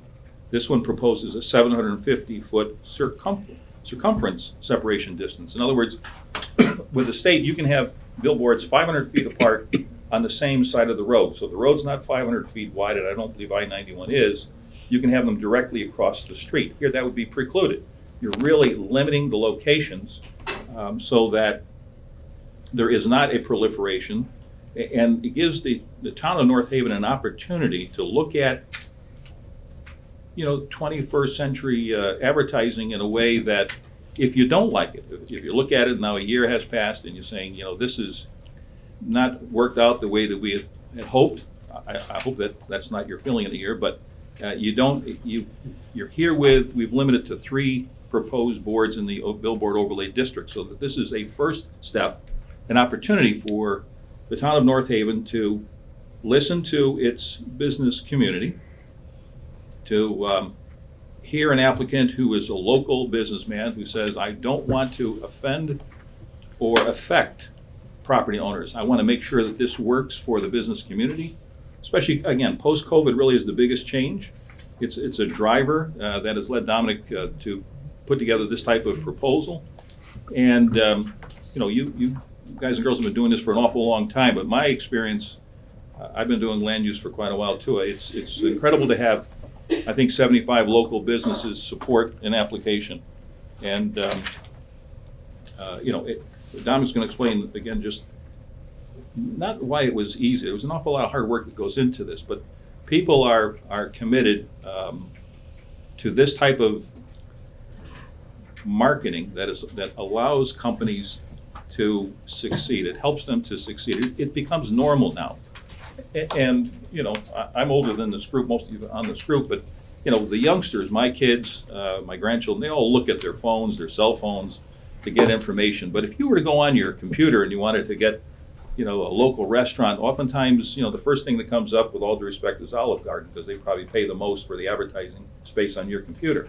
Here, to be an opportunity for local businesses to advertise what they want to, what they're offering, what their proposals are, Christmas deals, holiday deals. And that's all something that, you lose in any other venue. I mean, that's the venue that is used by so many businesses today. But rather than me just talking about it, I'm going to turn to Wayne Violet to use his exhibits to illustrate the protections that were placed in this proposal. Again, it wasn't something that wasn't thought about and discussed for, again, just about a year. We've met with your land use administrator. We've met with experts in the field to make sure that what is being proposed will not negatively impact residential property owners. That's very important to Dominic. I imagine it's very important to you. And you'll notice as you've read the regulation that there's a number of, Wayne calls them filters, which are factors in this overlay district in order to, A, minimize the impact on the community and also to ensure that there is no negative impact on the residences. This isn't weighing one against the other. This is an effort to encourage opportunities for your local businesses while not negatively impacting on communities and providing a certain benefit to your community to have access to these boards and to have the increased revenue. So with that, Mr. Chairman, I'm going to turn to Wayne, who's got these boards up, and talk to you about locations along I-91. Good evening, Chair, members, council members. My name is Wayne Violet, senior landscape architect, bowler. It's amazing that Dennis can remember all that information. If you guys took it all in, good for you guys. I'm much more of a visual person, so if you're wondering what these stacks of boards are in front of you, and I know the public, you're seeing kind of the backside of it, but we'll talk about that a little bit, and that's where I'm going to start. But let me pause just in case you guys want to check in real quick. We're gonna have to angle those boards so Sure. the public can Happy see them. Yeah, happy to. Happy to angle the boards. I'll do that now while we chat about it. Wayne, can you spell your last name for the record? Yes, last name is Violet, which is Violettete. Thank you. So we'll start with this grouping over here. So then, yes, question? Oh, yeah. No, we need to see We need to see it. it too. Yeah, well, everybody got, that's good. Keep blocking you. No, I don't care about That's that. it. You can angle that, just a little bit more this I'll move way. on. No, he's trying to get the camera to see it. Oh, God. I don't know about that one. Good enough. We'll try this one over here. Yeah, that's good, that's good. Dennis, thank you for the setup. That was a lot of information. We're going to dive into a lot of that stuff. But we're going to start here. One of the things that we really want from a theme standpoint to come across in the presentation tonight, and that's what we handed out first, was that document with pictures and data from the proposed application. I'll flip through some of these, and the public will have a chance to kind of come take a look at them. We have a lot of these great imagery, and what we wanted to talk about is many of these are current advertisements that are either for North Haven or kind of the local area of different events, and these are all put on by the applicant, DiMartino Outdoor Media. This is an event that's happening in a couple weeks in North Haven. The advertisement's not happening in North Haven, but it's happening everywhere else along the Route 91 corridor. This is an example that would be up on a digital billboard and an opportunity to really connect with community. And there's a bunch of these kind of examples. Recognition and acknowledgement to local leaders for different accomplishments or milestones. This is an actual example that's up on a digital billboard, a community related event. Dennis had talked about this in the very beginning. The community support for this particular application includes over 75 local businesses, many of them listed here and part of the documentation that you have. This is well supported by the town of North Haven from the business standpoint. We've got anywhere from small business to large business supporting this particular application. As Attorney Senaviva had pointed out, we are in a different advertising market post-COVID, and this provides a really excellent opportunity to provide advertisement for local business and large business. This may be something, if you guys recognize, this isn't a current advertisement, but this is something that could be on the boards. This is a North Haven High School local state championship photo. We happen to grab this. These are the type of things that could be part of a regular community announcement on the billboards, because the benefit for the town of North Haven is for small business, community events, acknowledgements, accomplishments. These are just a few examples. I have others on the backside. We'll come over to here because I like to move around. And then I promise we'll get into the mapping, but I think this is important to see, you know, how great North Haven is with some of these activities and events that are happening. Community events, Winter Wonderland, something that's happening. DiMartino Outdoor Media has been actively involved. This is up actively on billboards along the 91 corridor, not in North Haven. This is a North Haven event. These are examples of different ways mayor's messaging, job opportunities and career fairs.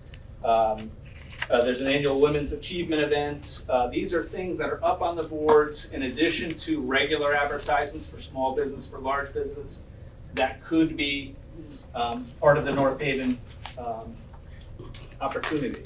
A couple very specific North Haven events from nonprofit Rotary, Chamber, these are being advertised currently through the DiMartino Outdoor Media along the 91 corridor, not in North Haven.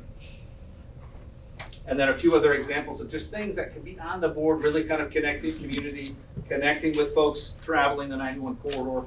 And so I think this was just important to see some of the examples that are on the board regularly. And again, these will be here so we can go through these over and over again because they're just fantastic examples. So what Dennis was teeing us up with, and I'll present it over here, and you guys have amazing eyes, so I know you'll pick up on all of this. We were talking about the Billboard Overlay District, which is what this application is. What the Billboard Overlay District is, as we have defined in this application, first off, is along the 91 corridor, as I've mentioned. We've defined that the Billboard Overlay District and what our strive has been, that this would impact residential parcels, residential properties, residential districts as minimally as we possibly can. So we identified as part of this application 3 areas along the 91 corridor that the Billboard Overlay District would exist.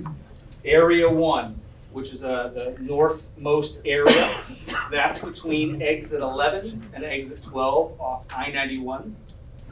That is both northbound and southbound for that Area 1 as part of the Billboard Overlay District. Area 2 is between Sackett Point Road and Montouise Ave. That is only on the northbound side of 91 where we identify the overlay district.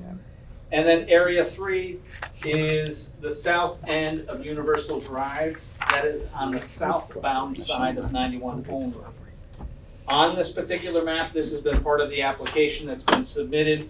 We've identified these 3 areas specifically because they're in industrial zones. This application includes IL zone and IG zone, which is light industrial and general industrial.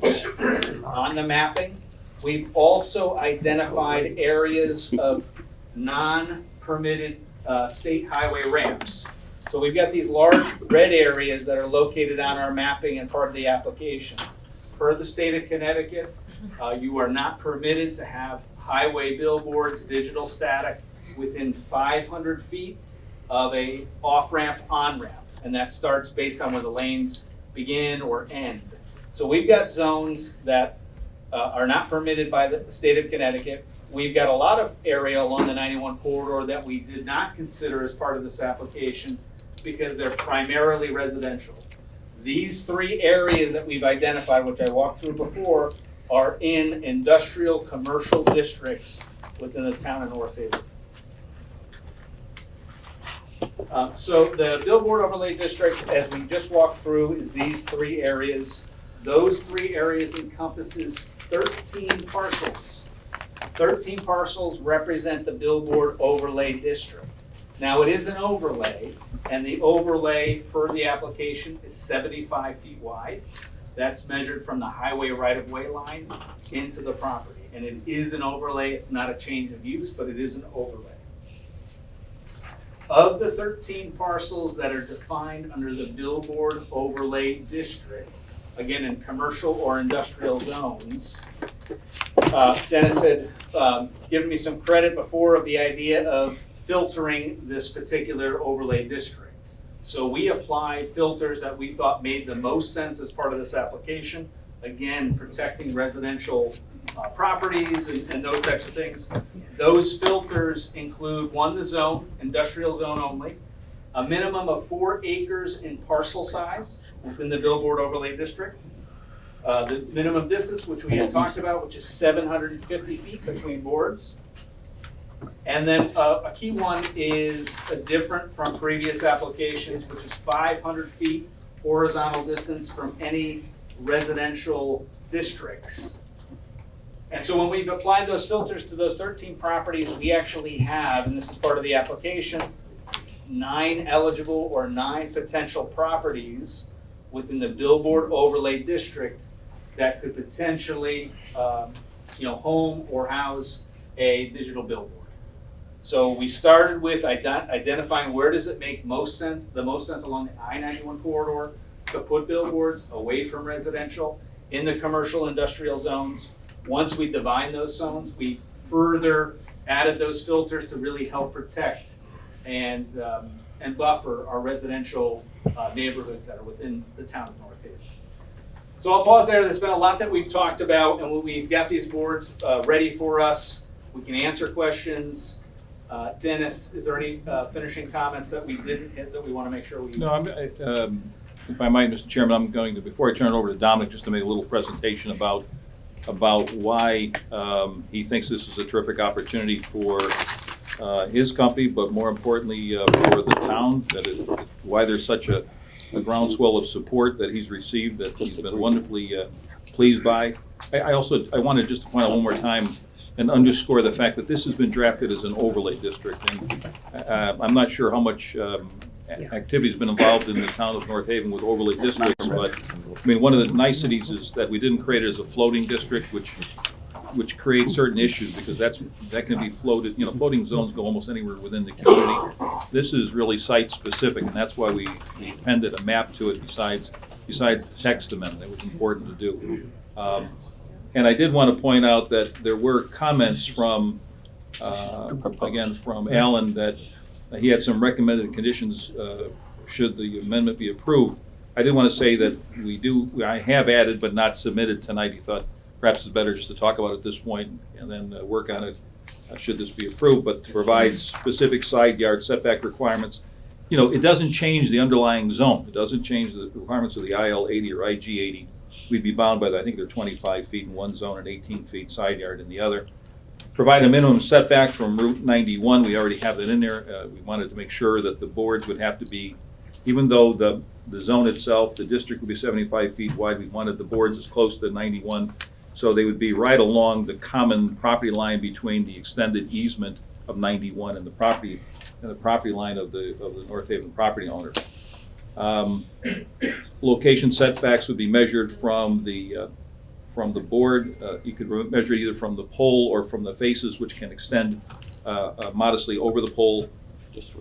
We had some specific wind load requirements in the regulations, which I guess I can talk to your land use administrator about referencing other codes.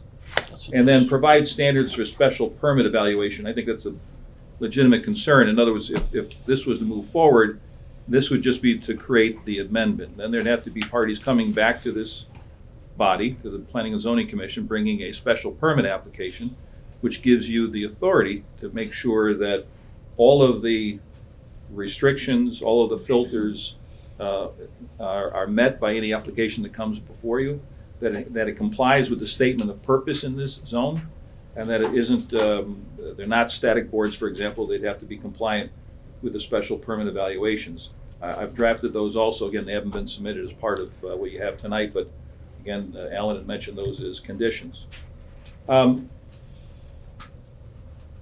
This is, you can tell, hopefully you can tell that, there's been a lot of engagement with the community.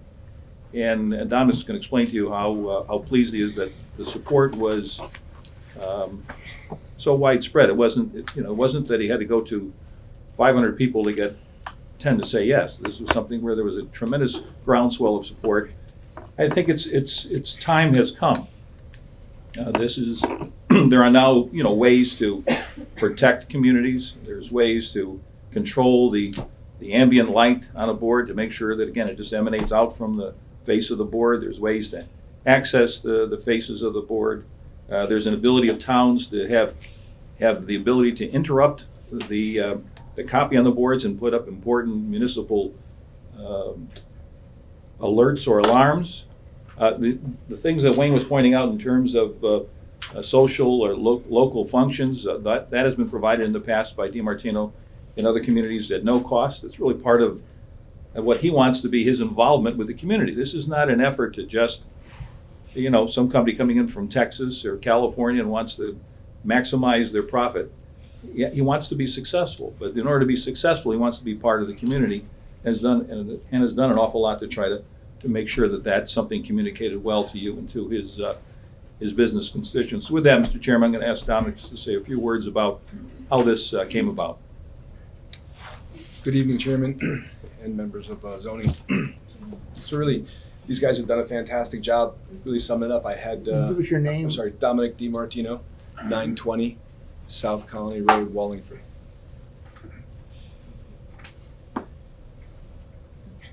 They've really done a wonderful job, summing this up. I had probably a dozen things that I don't have to talk about at this point, but just 3 things that I feel necessary to speak about. One, DiMartino Outdoor Media is a family-owned business. It's owned by myself and my 2 sons, Dominic and Vincent. They're both here in the audience with us as well. Small business. We support small business. We are small business. Some of the things that we've done to help small businesses is making the electronic advertisements more affordable. Since DiMartino Media has been working at selling their ads, we've reduced the cost by a minimum of 20% past other people that have done this similar, nationals mainly. Our overhead is not nearly what the cost is that they may have, so we're able to pass that off to the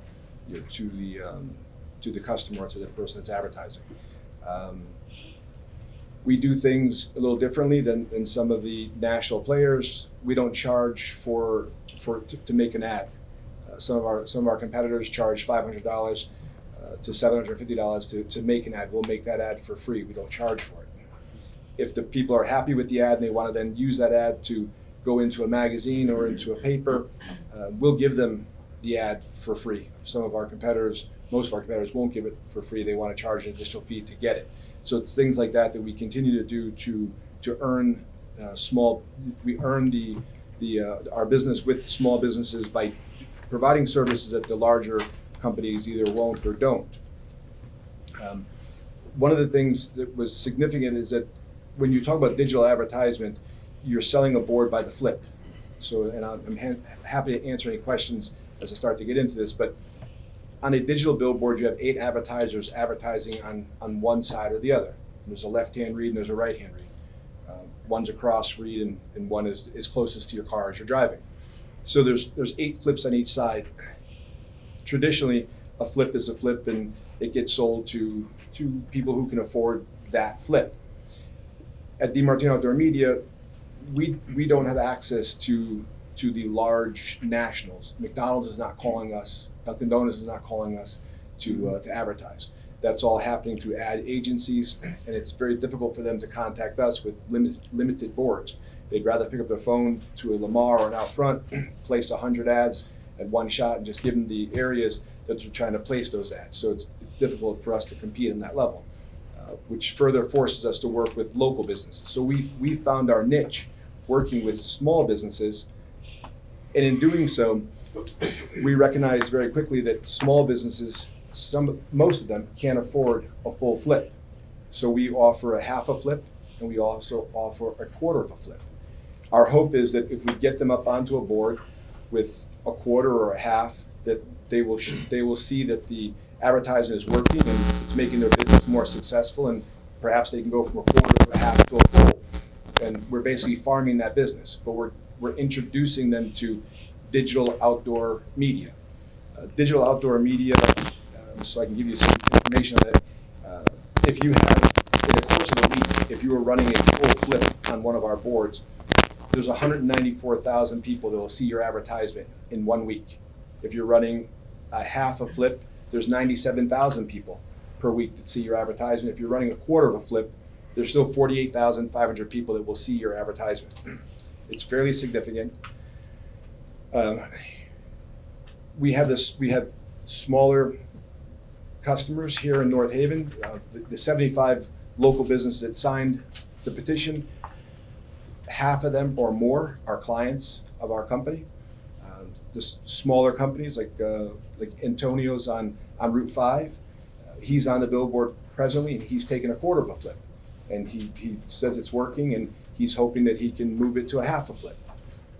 So then, of course, we have our larger companies like Liberty Bank. Liberty Bank right now has a full flip, and they have a static board that they run 13 periods out of the year. In the billboard industry, we are all recognized 12 months a year that we have bills that come in with outdoor advertising. We figured out a way to bill you for 13 periods versus 12. But like big companies like Liberty Bank, they'll spend tens of thousands of dollars or hundreds of thousands of dollars on advertising. Clearly, a small business can't spend that. So again, we break it down so it's affordable. So as far as our goal goes, we are a small business. We're trying to work with small businesses, and we think we're doing a very good job with it because 90% of our clientele, that's what they are. Same as us, small business and generally family-run, family-owned. Lastly is the commitment to community. So with the commitment to community, Wayne showed you a bunch of pictures, different photos and things that we've supported in your package as you go through this. Anything that's inside of here, this wasn't something that we used just to kind of show off what we can do. This is what we are doing currently. Clearly, I'm hoping that tonight that the board votes favorably in regards to my application. But I will tell you that tonight, if the board doesn't vote favorably for what it is that we're proposing, we're still going to continue doing these events for North Haven, for Wallingford, for Middletown, Merritt, and other communities as well. But everything as you thumb through these packages, these are all things that we have done. There's in excess of 80 different ads that we put up that are community-based, whether it's nonprofits, it's for municipalities, et cetera, et cetera. As you go through here and you see fireworks in Middletown, that was something in the municipality. We've done that the last 2 years in a row where we've advertised their fireworks. If you look at the job fair, that was for the Middlesex Chamber of Commerce. So if a nonprofit approaches myself or my sons and they need us to help to promote an event, we're happy to do that. We're also, if a team, last year the girls softball team won the state championship, we promoted a lunch for the girls softball, and we also took a team picture and posted as a congratulations. So we get involved in all kinds of things that support community. And for myself, just so that I give you a little background, my commitment to community is very important, and currently I serve on 3 different boards. I serve on the Middlesex Chamber as a executive board member and on the board of directors. I also am currently the secretary for St. Vincent de Paul, which is a soup kitchen in Middletown, and Grace's Pantry. And lastly, PAL, the Police Activity League in Middletown. I'm very heavily involved within the community of Middletown. I reside in Durham, which is a neighboring town, and that gives you a little history of who I am and the things that I'm involved with, and my level of commitment to the community that I would like to continue in other areas, Wallingford, North Haven, et cetera. And what we've showed you is a small, brief description of things that we've been involved in and things that we'll continue to be involved in. No matter the outcome tonight, next meeting, whatever the case may be, it's not going to deter us of who we are and what we're going to do. I thank you very much and welcome any questions that you may have. Thanks so much, Don. If I might, I think, it's really actually a fairly quick summary of the proposal. I know it's one that is not unusual to many of you who've sat here on the commission for many years. You've seen other drafts. I tried to distinguish this draft, this amendment, from the ones that you've seen in the past. It's not just a matter of the timing, although I think post-COVID there is a different business community. They have a different model. I think there's people here to speak about that tonight as part of their efforts to speak in favor of this amendment. But I wanted to let you know, and hopefully you get a sense that there has been an awful lot of time spent to design and craft this amendment in a way that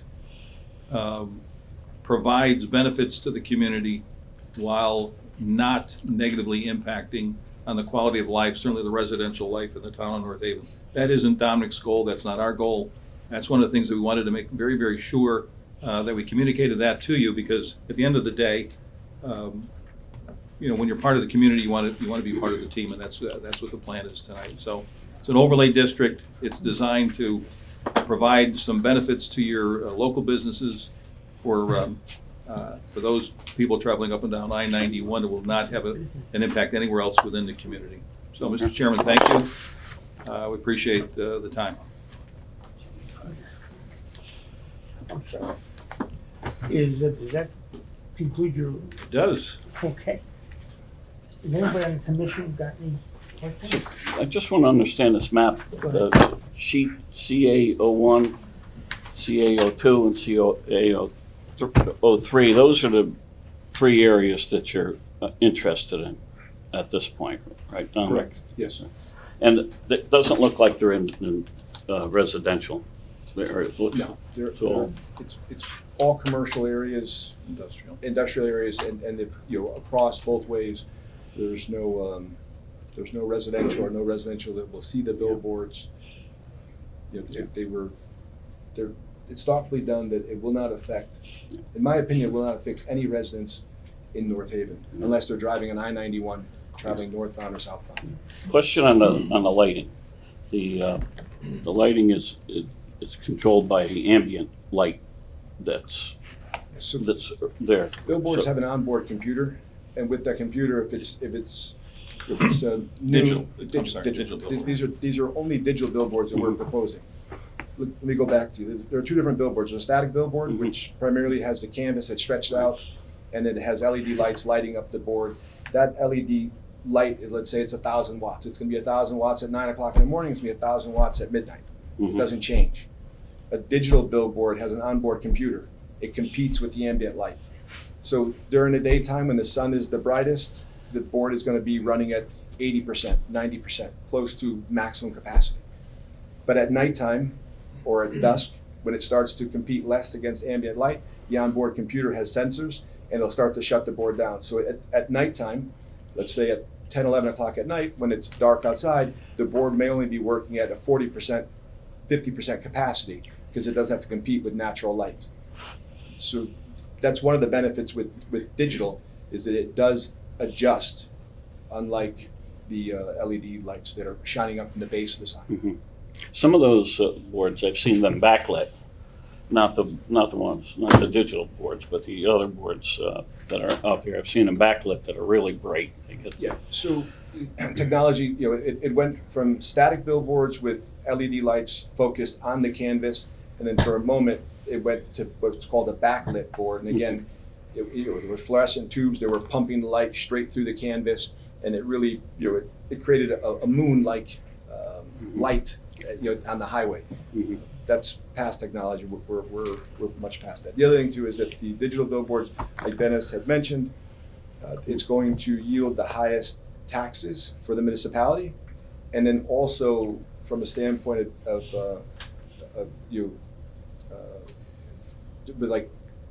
with dumps and material that's not being thrown away. Your static billboards, a canvas has to go up. It has to be manufactured with ink and canvas, and then when it's done, it gets disposed of in a landfill. Digital billboards, you don't have that. You don't have the waste going into a landfill. So it's much more greener than traditional static billboards. Dominic, when I was going through the material, you described how you measure the ambient light coming off the billboard.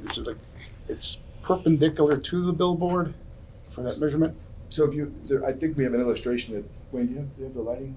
Do you have a lighting illustration there? So basically, the billboards are at a 35-degree angle, so they're focused so that cars driving by can see them and get the view of them. It's almost like if you took a pie and you took a slice out of the rear of it, the slice in the rear is completely dark. There's nothing there. So anything directly behind the structure, there's zero light. And we have graphs that'll show at 100 feet, 200 feet, 500 feet.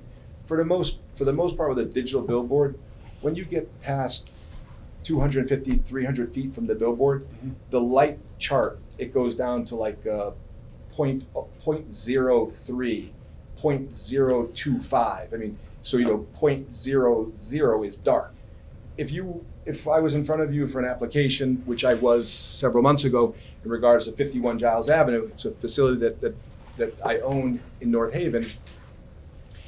When we set up the wall packs to light the building so that people can come and go safely, or you have the LED poles in the parking lot, they're throwing off like a 7.5, a 9.5. So to give you an idea, if you were in a parking lot at your convenience store or at a shopping center, you're talking about a light level that's, summer's in that 7 to 9, but 7 to 9, not point.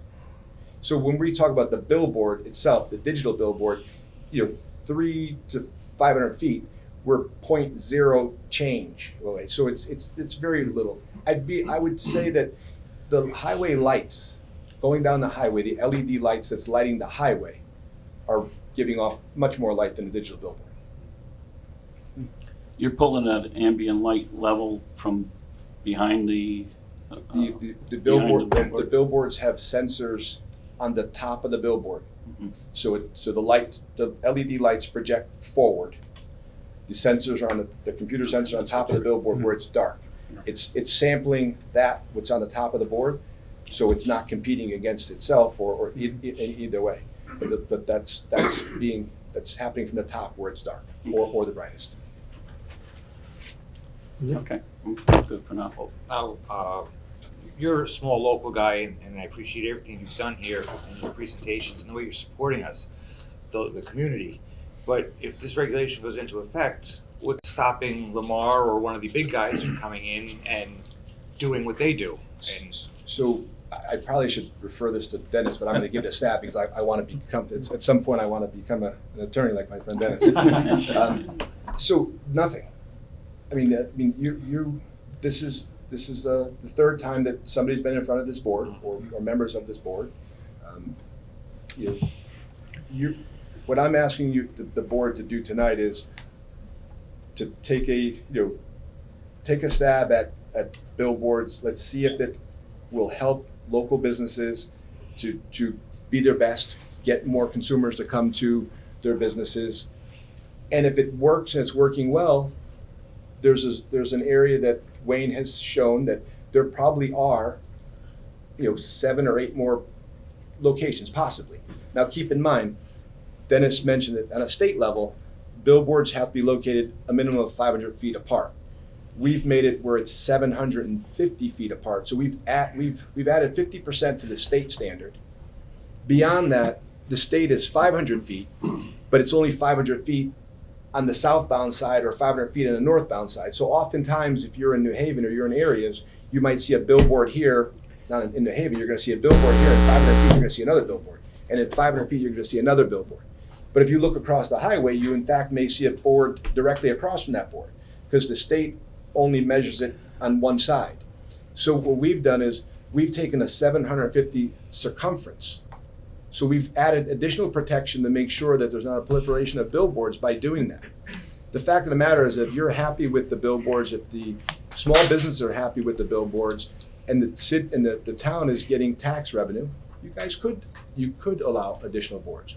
But what we're asking for now is we're giving you an area where they perhaps could be, but we're limiting it to right now to only 3 billboards as a test. And in the future, it's by special permit.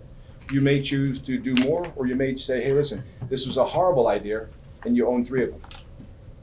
I don't think it's going to be a horrible idea. I think that I think that you will increase to some numbers. Do I think that the town of North Haven is going to have 6 or 8 billboards? No, I don't think that's the case.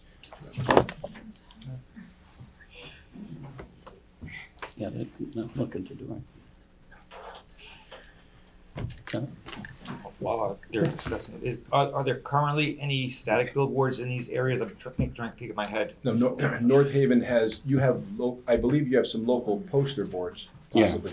But North Haven does not have any billboards, digital or static billboards. New Haven line then? You do have boards right on the North Haven, New Haven line. You have several of them, but nothing in the North Haven 91 corridor. If I'm reading this correctly, it actually wouldn't allow conventional billboards in the overlay. It would only be digital. That's correct. That's correct. Allowed, right? Maximum amount of tax revenue to the town of North Haven, and then digital billboards primarily they're beneficial to small businesses, where if you have a static billboard, you're talking about a billboard that's going to require the person renting it to pay somewhere between $3,500 to $5,000 per period, 13 periods in a year. That's not affordable to most businesses. And pay for the vinyl, Yes. the actual ad itself. The vinyl is approximately $750 to $1,000. You hang it for another $300 to $350. It's hard to make the ads. You can't change the ad. So for a small, let's say Antonio's on Route 5, he may want to do a special on pizzas, but then he may want to turn around and do a special pasta dinner. He can call us up. We can change that for him in a second. Remake the ad, no cost, no charge. It's a couple clicks of a button. He's back up and running. If that was static, one, he probably couldn't afford to be there, and two, if he wanted to change it from a special to pizzas to pasta, it would cost to make the ad and to hang it, it'd cost him $1,200, $1,300. It's just not affordable. Would you guys have a problem changing the measurement of the brightness to nits instead of foot candles? No. Okay.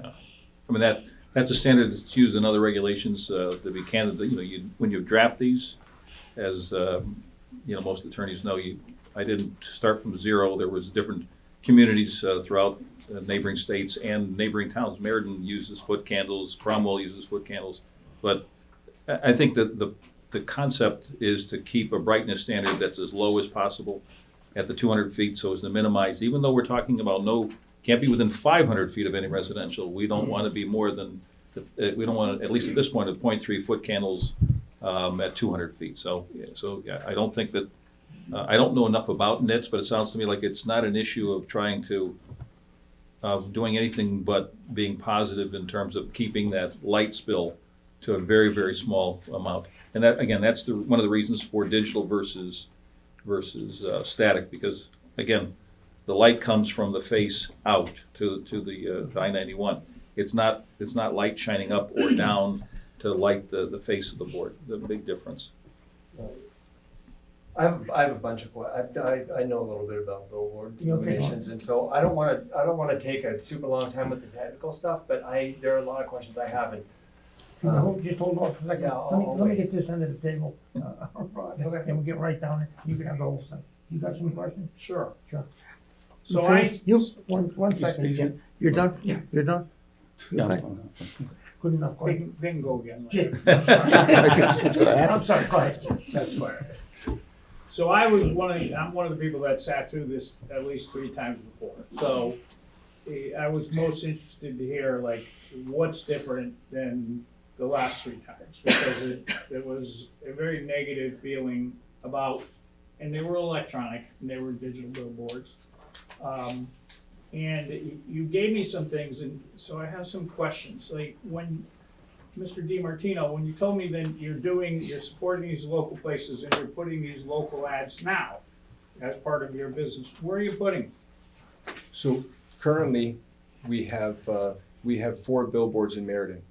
We have digital billboards and static billboards on I-91 on the Meriden-Durham line. Exit 15, which is the Durham exit Yeah. for 68, and exit 16, which is, I guess, the East Main Street exit. Meriden. That's where we are. Okay. So we're soliciting, small businesses from North Haven that are able to advertise on the Durham, on the Meriden Wallingford line. Keep in mind that Wallingford, at the moment, doesn't allow billboards as well. So if you're trying to get an advertisement in North Haven and you're coming from Hartford, you have no way to tell the consumer, hey, stop, I'm here for a diner or for et cetera, et cetera. That's how we're able to be successful with North Haven small businesses in that location. I get it. So what I was asking is like some of these are very local, like the North Haven Expo and the Wine and Roses. Sure. Are those advertising, they're going on your billboard, not in any print stuff? Everything that you see here is all digital. It's all digital. We do have multiple static billboards in our inventory as well. Currently, we have 15 structures that we own. Right. Out of the 15, we only operate 4 currently. The other ones are leased to nationals. Lamar, out front. So you own what you lease? So we have billboards as far as Fairfield and then into the Meriden area, but we only control 4 of them at the moment. So the argument that I was hearing being made is like essentially print media is disappearing, which we kind of all know.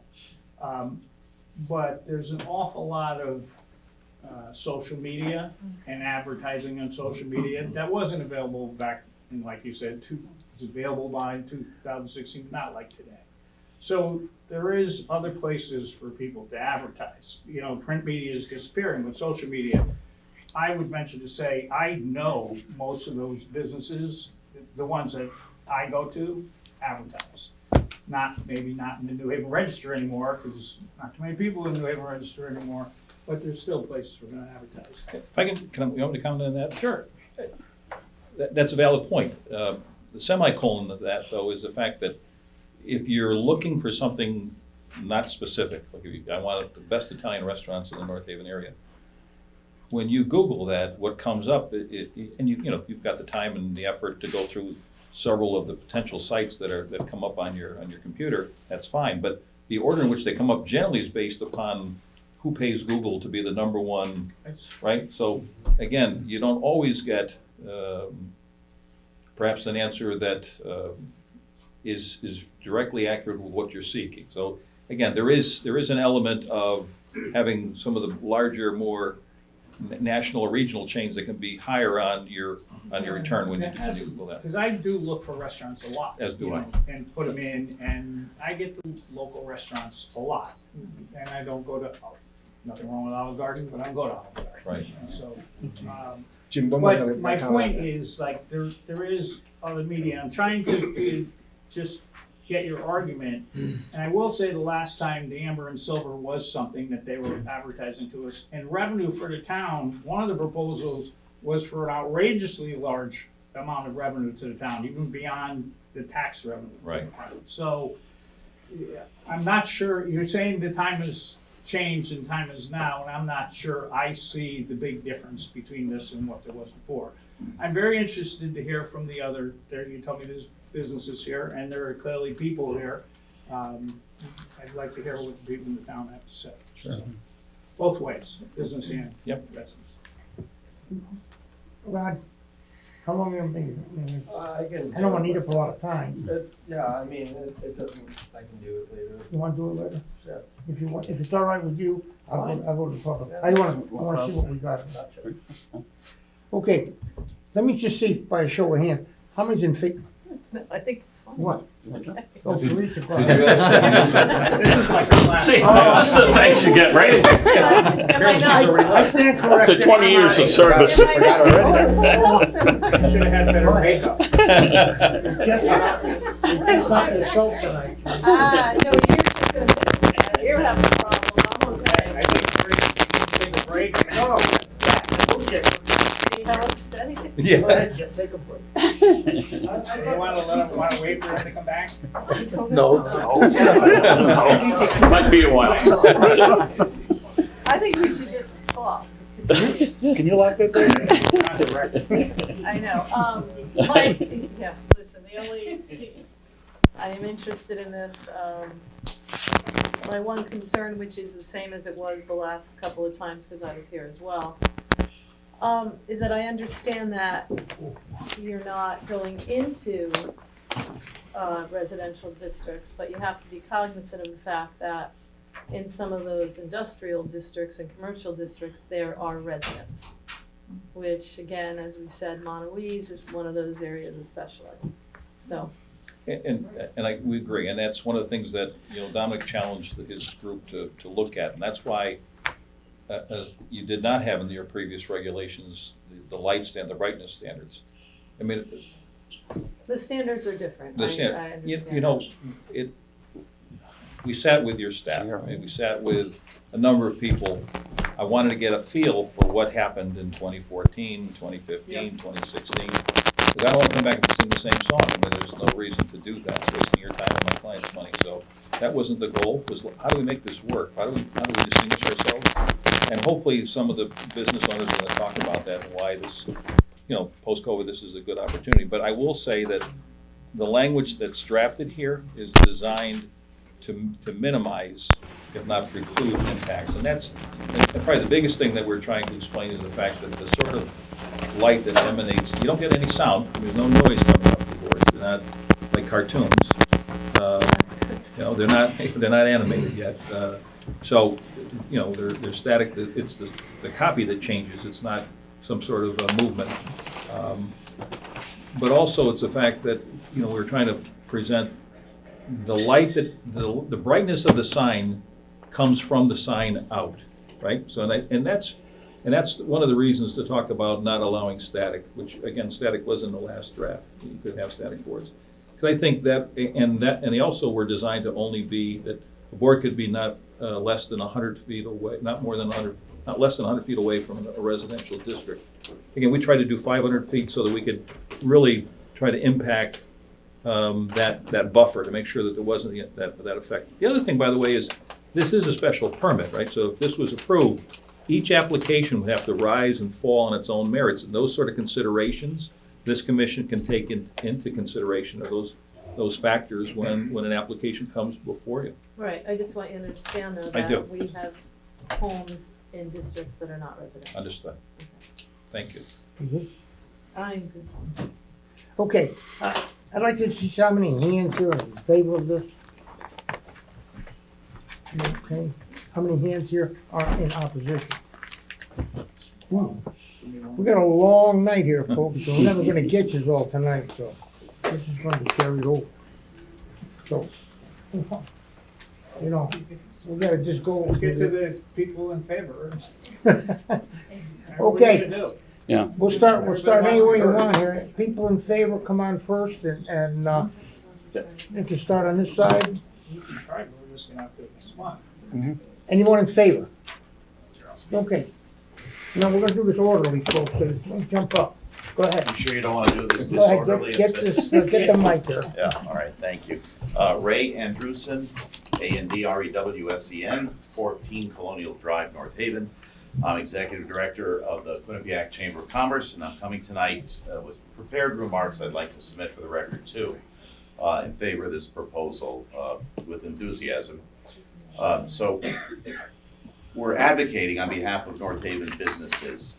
In fact, we're pleased to present that you saw evidence of it, the North Haven Festival Business Expo. That's coming up on the green on the steps of the Town Hall on September 23rd. We have a sign on the green. We have a big banner in the Town Hall, but we can't promote it on 991 right now or to other parts of the community, lacking that kind of capacity. So we're promoting a North Haven event with billboards in New Haven and Wallingford right now. And other media we're using as well too. So we've partnered with the town of North Haven too to provide organizational and marketing support to ensure our participating businesses, nonprofits, community organizations have a day of success and celebration. And in the spirit, I'm coming before you tonight to encourage the approval of billboards on 91, which will greatly enhance our capacity to promote North Haven businesses. So the Quinnipiac Chamber of Commerce, just a little background, is a business association of over 400 members, from sole proprietorships to large international companies, local nonprofit organizations. And we have a full calendar of events and programs, Chamber support businesses, community growth, providing legislative, educational, marketing opportunities for all members. We're community partners with our members, towns in North Haven and Wallingford, both communities we serve in the wider region. So the Chamber is supportive of the DiMartino Outdoor Media plans to erect billboard signage along 91 in North Haven. And there are multiple events which transpire in North Haven every year. That new billboards will provide a platform for wider advertising opportunities along this busy interstate corridor and its traffic now. Numerous North Haven businesses have the chance to market themselves, as we heard tonight, within the town border on this busy thoroughfare to welcome people into our town. And because DiMartino Outdoor Media has a strong record themselves in a positive way, serving with integrity to support their efforts entirely. They have a record and a reputation of serving clients with efficiency and care, and we endorse their plans for the work along I-91. This proposed signage will be effective, placed in spots that, according to what has been presented tonight, appear to not adversely affect the character of the neighborhoods. The technology is new and improved from 2016 and other times that we brought this before Planning and Zoning Commission. And one of the advantages the billboard is the day of event calls to action. The technology is very modern. This is going to be around for a long time. It's emerging. It's the technology of the future, which other communities will be adopting. Some have already done so at this point.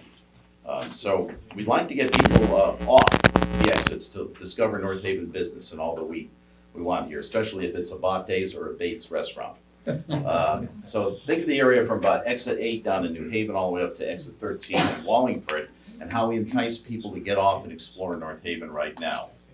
This is a very busy area, and it's a very busy time, morning drive, afternoon commuting.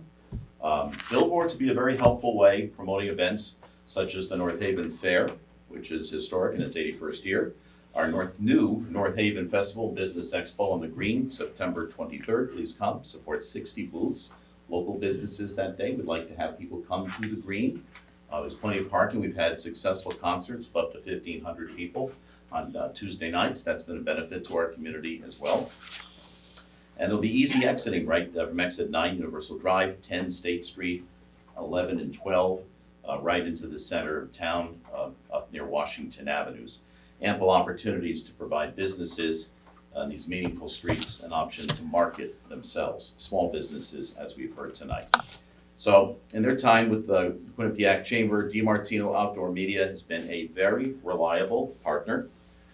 They have a reputation for quality work and integrity in their business dealings. You've heard that tonight. I'm a North Haven resident, and I can tell you that I've always desired good optics and neighborhoods and pleasant sightlines in our town. And the modern contemporary way these billboards will go up is now encouraging. And as a resident, I'm pleased to also, as a resident, see the prospect of their addition to our town marketing. So we thank you for your consideration tonight. We look forward to working with you all, community members, businesses, and town partners here on this issue going forward for North Haven's growth. I'd like to submit this for the record. I don't know which direction we can put this. Give it down, please. My high school and college classmate. Yeah, so there you go. Okay, Ray, thank you so much. Thank you. Okay, anyone else? I think you're right. Who's next? Hello. Step right ahead, miss. I don't need a microphone. I'm very No, loud. No, you have to. Speak to that. That records your voice. My name is Jill DeCello, DeChello. I'm the editor of North Haven Magazine, and let me assure you, it does very well. Print is not dying quite that much. I live in North Haven. I was raised in the Grove. I still live in North Haven, as does most of my family. I took on the magazine as a way to support my town and to support the small businesses, and started with the nonprofits. Since COVID, it's become difficult for the small businesses. And I was very fortunate to meet the DiMartinos, who came to me with the billboard. It was a little too high for our town. And they negotiated down to a ridiculously low rate that my advertisers could afford. And my nonprofits could be more aware. They've done Winter Wonderland, they've done the Pumpkin Patch, they've done the Gingerbread House, they've done Wine and Roses. I would say more than what they've done, because other billboards did have the opportunity, other companies, to do this, to lower the rate by giving me lesser flips. But the other thing that they've done is they've financially supported every event I have done in North Haven. And more than that, they show up. And some of the bigger businesses that have promised that in our towns don't always do it. Literally showed up. I understand the problems with the residents, and I love you all very much. You support me so much. I just don't want to keep losing businesses. I don't want to see Love Lyra and Sylvia's close in the same week. I don't want to see the poor clock guy make it 49 years and not make that final year. So for me, I do think it's a time that we need a little more exposure in our little town. Not maybe in the town, but outside, leading him. That's just kind of how I feel. And I'm as much a townie as I think anybody else. Very good. Good? Thank you. Mr. Carlson, the air conditioning doesn't seem to be on. Yeah, we can tell. It comes on and off, I don't know. You'll have to speak to Alan about that. It's programmed that don't have the ability. Closes after a Okay. certain time. Right down, Brooklyn. Hi, my name is Barbara. My husband was Matthias Wirtz, the firefighter that died in the line of duty on December 26th. On December 26th, our family was in crisis. Any ounce of kindness that was shown to us, any honor that was given to Matthias meant so much to us. I remember I believe it was in February. I got a text from firefighter Anthony DeSimone telling me, Barb, our boy's up in lights. And I remember saying to myself, boy's up in lights. And he sent me a picture of the fire Matthias on the billboard and how proud we were.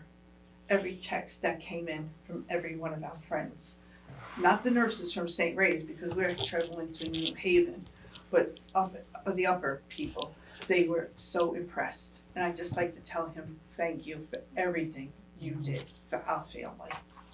Thank you very much. Next, on this side. Alright. Hello everyone, good evening Chair and members. Thank you for taking the time to hear everyone and everyone for showing up today. My name is Zachary Castaver. I was born and raised in North Haven and I'm a proud member of the community. I am fortunately Barb's neighbor, and I met her when I started my first business in North Haven, which was a landscaping business. I was 14 years old, trying to buy my first car, and I took my landscaping equipment down the street. And Barb was the first person to give me the light of day and be my first account in North Haven.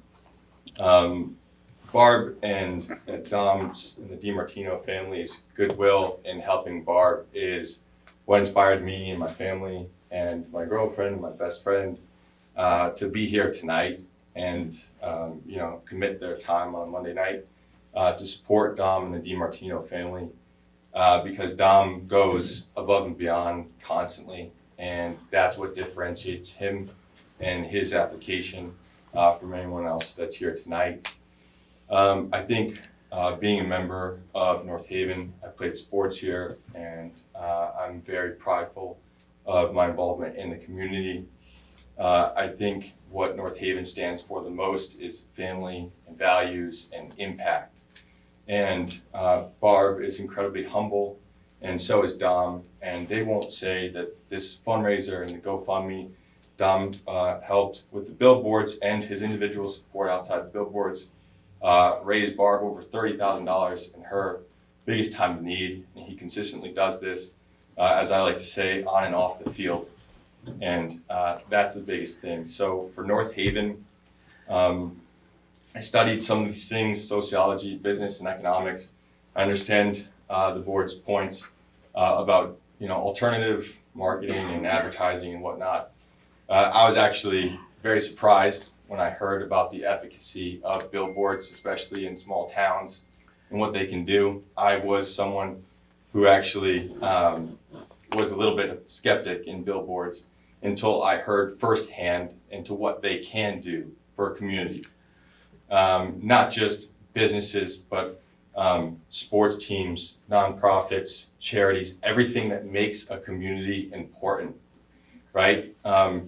The values that Dom has and his business has carry into an extensive and comprehensive proposal where he went above and beyond to make sure that this proposal has minimal impact into the community, into the residents in any negative or adverse way.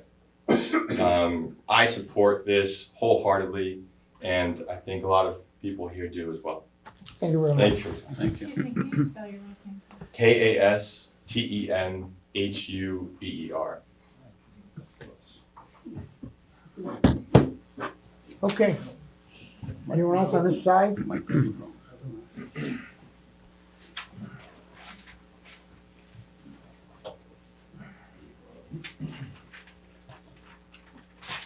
Hi, ladies and gentlemen. My name is Mike Libro. I own Libro Jewelers. We've been a North Haven small business for over 24 years. About a year ago, we started advertising on a billboard on the I-91 corridor, and it brought us a substantial amount of new business. It gives new clients a way to find us and reminds existing clients to stop in. Digital billboards gives me a way to reach a massive amount of people for a small investment. It also lets me change my advertising on the fly. I can put up Christmas ads in December, or I can advertise chains around communion season. It also gets me an older demographic to advertise to. I advertise on all social medias, but that usually gets me towards a younger demographic. I believe billboards in North Haven will bring a lot of new customers into the area and in turn help my retail business. Thank you. Thank you very much. I just Yeah, have one Mike, question. Mike, yeah. When he said the older demographic, was he looking at you? One question, Michael. Do you have an idea how much your business increased from the billboard? I mean, not exact numbers, but No. 25%. Wow. You know, it's a big picture. I advertise in a couple different avenues. It's I hard to think that- measure, yeah. That's what most retail businesses do. But the billboard definitely makes a big difference for me, and my business and my family. It had an impact. A huge impact. And when people come in, they say they saw the billboard, is that the? Unbelievable amounts. And I've been on other billboards in New Haven. I've been in, all over the state. I've been on billboards. The digital billboards work very, very good for me because I can change on the fly. I can advertise something different every day if I want. It doesn't cost me anything. So it helps me immensely, especially after COVID. Anything helps.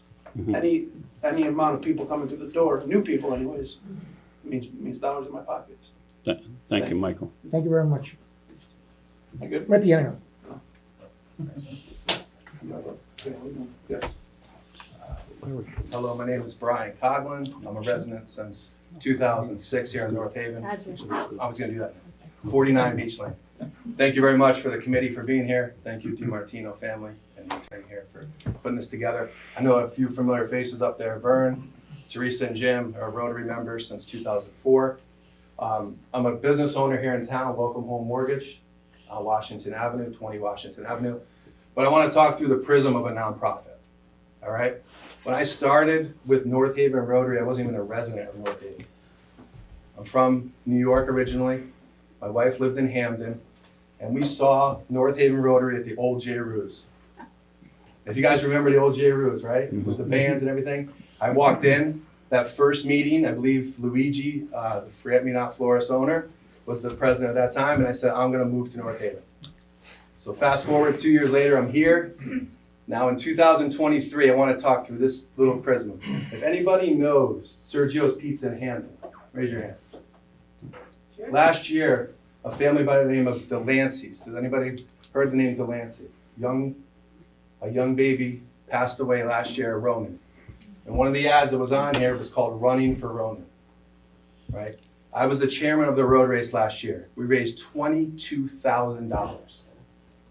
And because of the DiMartino for giving that opportunity of a very low cost, we were able to advertise. There's no way the North Haven Rotary could spend $5,000 just to advertise on one building. Now to fast forward for this year, I had volunteered to be the chairman for the road race on November 12th. And then November 12th, who we're raising money for, is the Special Olympics here in North Haven. And it's near and dear to my heart, and Teresa and Jim know this. I have an older sister-in-law, I'm gonna say aunt, but a little nervous first time here at the zoning board meeting, being here for 16 years. Her name's Carrie Rosabianca. She was born with Down syndrome, and she's 53 years old. And her parents were told, don't have any more kids because it could happen again. They had 4 more children, 4 more girls. And I'm married to Angelina Rosabianca, and my last name's Coughlin, so she had a beautiful Italian name and went to Coughlin. So Could have hyphenated. she could have hyphenated. So what I'm saying to you is that last year was a young baby who died from parachovavirus. Raise your hand if you've heard parachovavirus. Anybody? So since COVID, the parachovavirus has actually increased because we all had the masks on. A lot of viruses got stronger. And the baby was only 32 days old and passed away. So this year, doing the Special Olympics, by show of hands, you don't have to raise your hand, but if you want to. Brian, you Yeah. have to address to us. Okay, not to them. all right, sorry. So by show of hands, how many athletes, do you think there's more than 30 athletes in North Haven competing in the Special Olympics? Say, raise your hand, do you think there is more than 30? Okay. Go on. Okay. Brian, So- come on. All right, so there's Come on. 90 Special Olympic athletes that are competing in North Haven. To get to my point is that we're using a digital billboard to build brand awareness. Last year, we had over 400 runners at the road race. And we look to raise $10,000, $12,000, $13,000 for this road race this year. So I thank the DiMartino family. Sorry I rambled on a little bit here, but you can tell the passion in my heart. I didn't talk about the business side, but I'm talking about the nonprofit side, which I've been a part of almost 20 years in North Haven. And it all goes back to help the residents. So I thank you for your time, and I support this very highly. And I'll leave you on this last note, which is just a little analogy. If you're worried about the lighting, I have a neighbor who puts their spotlight on at night. And it's a lot brighter than those billboards. And the only way I can not have them turn it off is by putting a tree up. So if you're worried about the light, I know Teresa, you roll your eyes there, but if you're worried about the light, a spotlight is a lot brighter than these billboards. I can tell you that. thinking of a BB gun. Oh, thank you. I'm just trying to say it's a great analogy. Thanks, Brian. No, thank you very much. Thank you very much. Appreciate it. Okay, someone else? Who's next? Anybody? Other people in favor? No? It's fine. That's it? Okay, all the ones in favor. All right, now I want to go on to all the one in opposition. Go ahead, sir.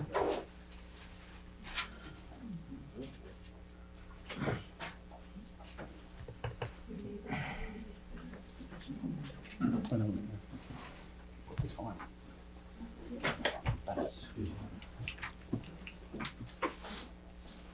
Good evening, members of the Planning and Zoning Commission. Excuse me. Congratulations, Teresa. Thank you, Joe. You know, we butted heads sometimes, but I need to be put in my place at times. State your name, Joe. Joseph DiMartino, Papa Lane, North Haven.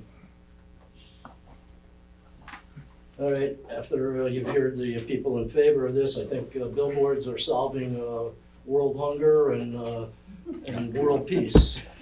Let's put up a billboard, everything will be solved. I don't think so.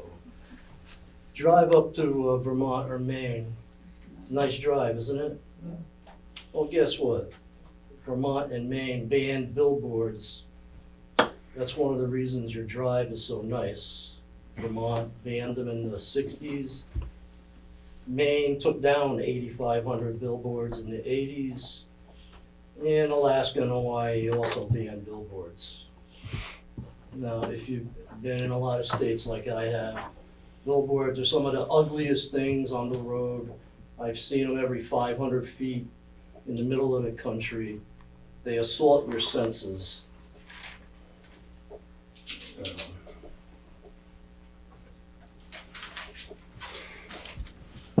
What do many of us dislike the most about TV, the internet, radio? It's the ads.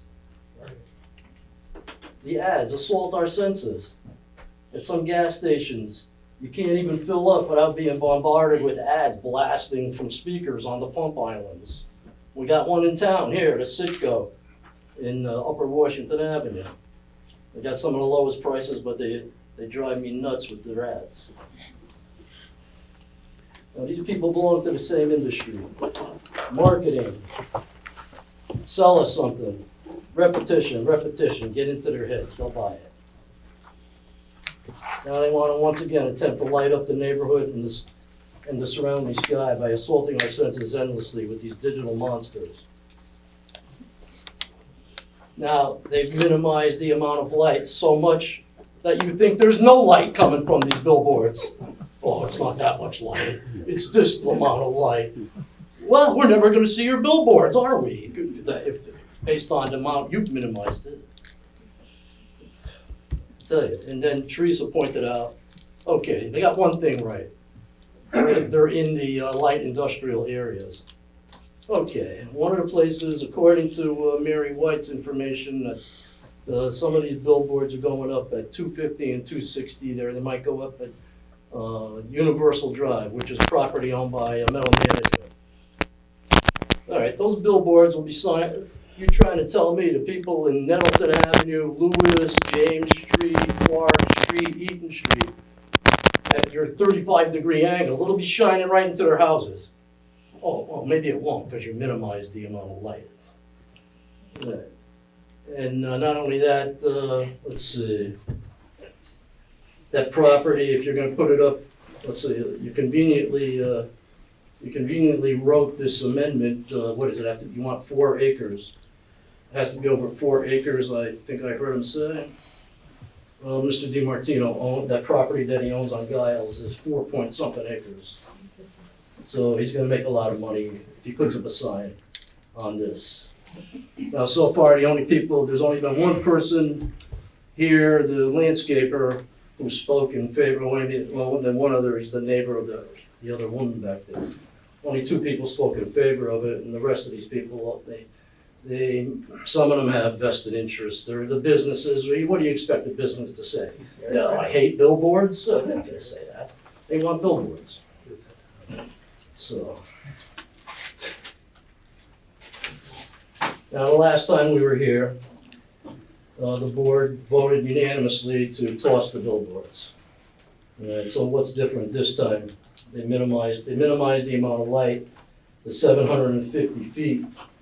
It's, okay, another one of the places that I noticed the address is 400 North Frontage Road. Alright, 400 North Frontage Road is the Layden gravel business. You take a right just before you get on North Exit 9. Alright, so after the tornado of August of 2020, we lost a lot of trees in Montauk. I lost some in my yard. When wintertime came, I noticed I could see I-91 from the window of my house. Now, I only live a half a mile from I-91. I don't need any more illumination. And neither does anybody in the neighborhood, since we lost a lot of trees. It's gonna affect the sky, no matter how much they minimize it. Now, even a guy on our own board, I think it was Mr. Villano, who worked in that industry, he testified that this was not be good for the town. So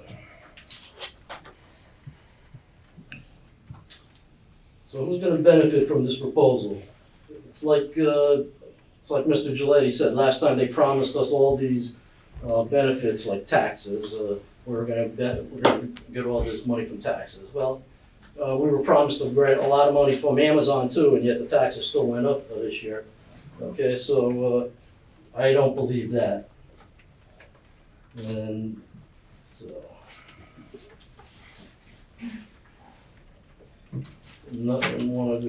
few other things. Let's see.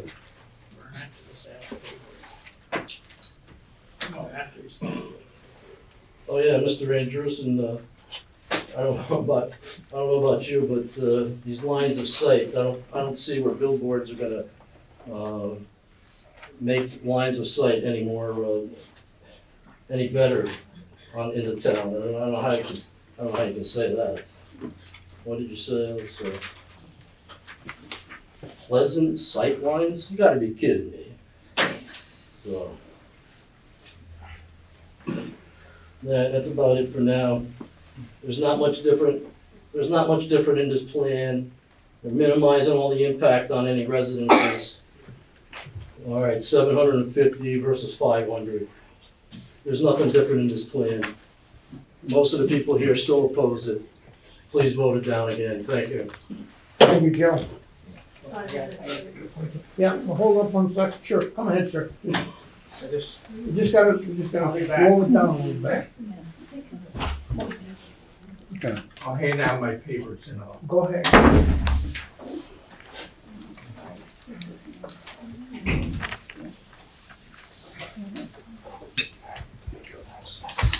If Mr. Elanius is gonna hand out some papers, I also received 2 letters. Thank you. One in favor and one opposed. And I'll pass those out at this time.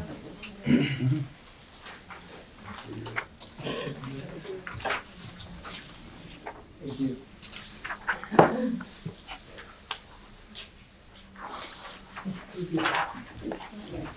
And I want to give a copy to Ms. White. and thank her for putting the article in the local newspaper. Okay, where's the speaker? Or David, you know? You sent the letter.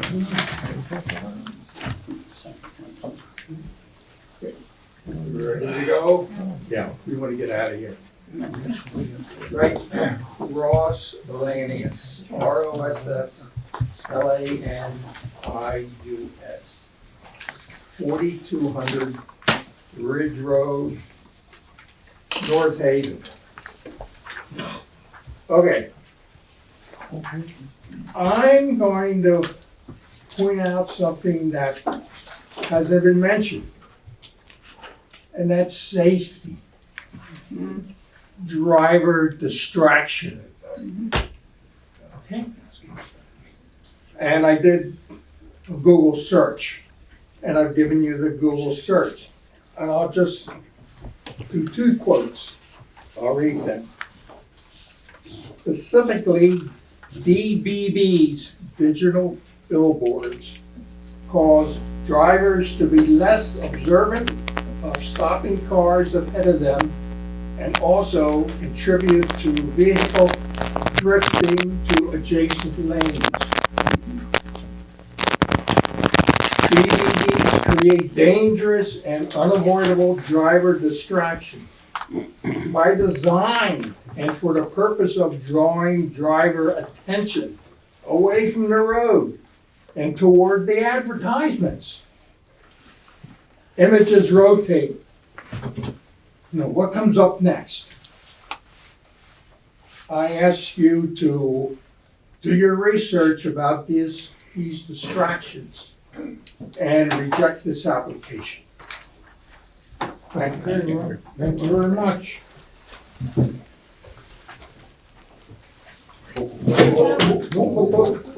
We'll mark his letter exhibit to Ray Andrewson's letter from Okay, anybody on the, that side of the room want to speak? Who's next? yeah, the letter from the chamber will be exhibit 1. So you need a copy of it. How you doing, Mike? I don't have a copy, I have 1 copy. How you make? My name is Michael Gray. I live at 32 Nettleton Avenue, in the last house on the block. And I live very close to the highway. I already am annoyed seeing that Longhorn sign we go for the steak place. And I could just imagine seeing a billboard constantly changing, constantly flipping. We go being that close to the highway. Like that one gentleman said, houses that are like more on the ridge line and stuff like that, they've got more of an overview of the highway than I have. And they definitely will be seeing it. And I remember the last time we had one of these meetings, there was a gentleman, he said he purposely moved to North Haven for retirement, came here to retire. And he said he liked having the overlook of North Haven, and to see those things would just be awful, would ruin it. And we call it, like a couple of our customers, or our residents have said, the billboard is just as it says, it's large, it's a large thing, it's a big thing, and it's definitely gonna be seen, we call it night and day. It will cause accidents, I do believe, and, living next to the highway, I hear the sirens of things that go on the highway there. And, I just don't think it'll be good for North Haven. And, this is my second time, we call attending one of these meetings concerning this topic. And, not about it. Thanks. Thanks, Thank you, Mike. Mike. Appreciate it. Yep.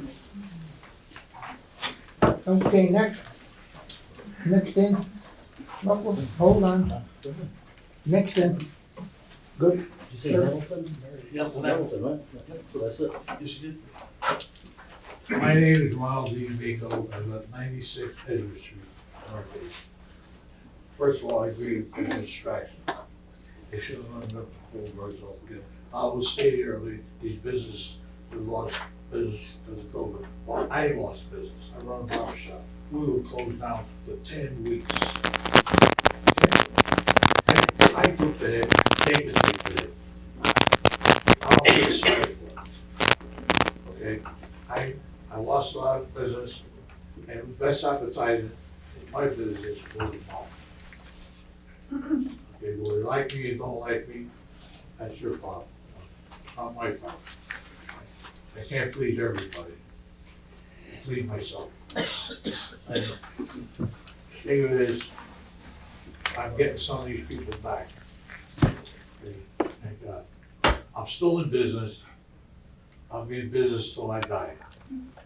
Okay? Until shut down. Thank you very much. Thank you very much. Next. Anybody in the front row here? Hold on. Go ahead. We'll get there.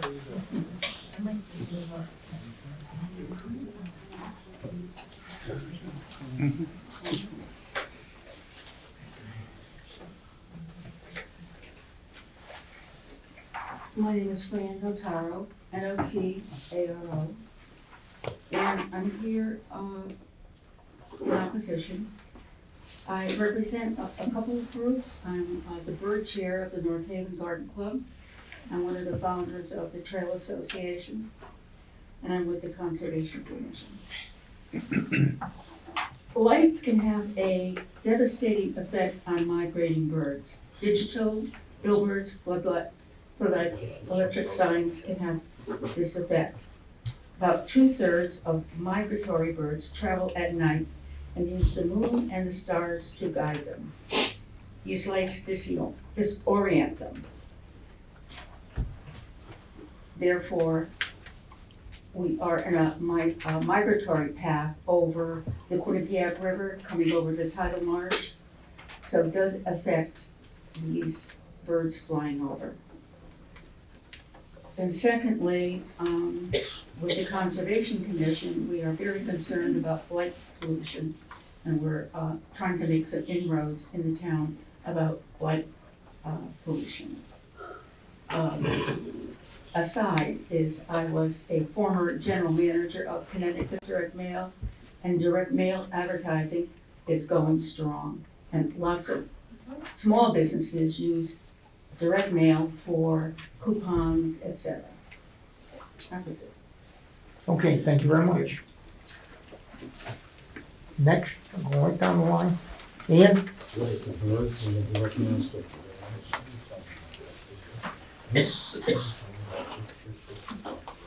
Yeah.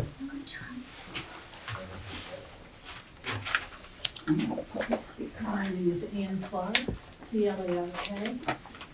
I live at 27 Bowling Green Drive. Bowling Green Drive, a large percentage of it pretty much backs up to 91. We hear traffic accidents along that stretch all the time. I can't even imagine if you put more distractions along that highway from the North Haven border all the way up through Wallingford, which is kind of a straight stretch. You would think it would be a safe area, but it isn't. You start adding billboards along there, it's going to be more of a distraction. I find myself driving along, it's very difficult when you're trying to pay attention to what's going on the road to have flashing lights. I don't care how bright they are. The other thing is it makes me nervous when you start amending zoning regulations, because that means somebody is going to have to be enforcing those regulations. It sounds like it might be a big problem for planning and zoning to have another issue to be regulated. So I definitely oppose. I know a number of my neighbors oppose because they actually back right up to the highway. And once the trees are down, there isn't much separation between the property lines, and we're at the far end of North Haven, the last street before Wallingford. So I do oppose. Thank you, Ann. Push down the table. Next. Anyone in the front row, the next row coming in? Gotta be somebody. Very good. No one else wanna speak?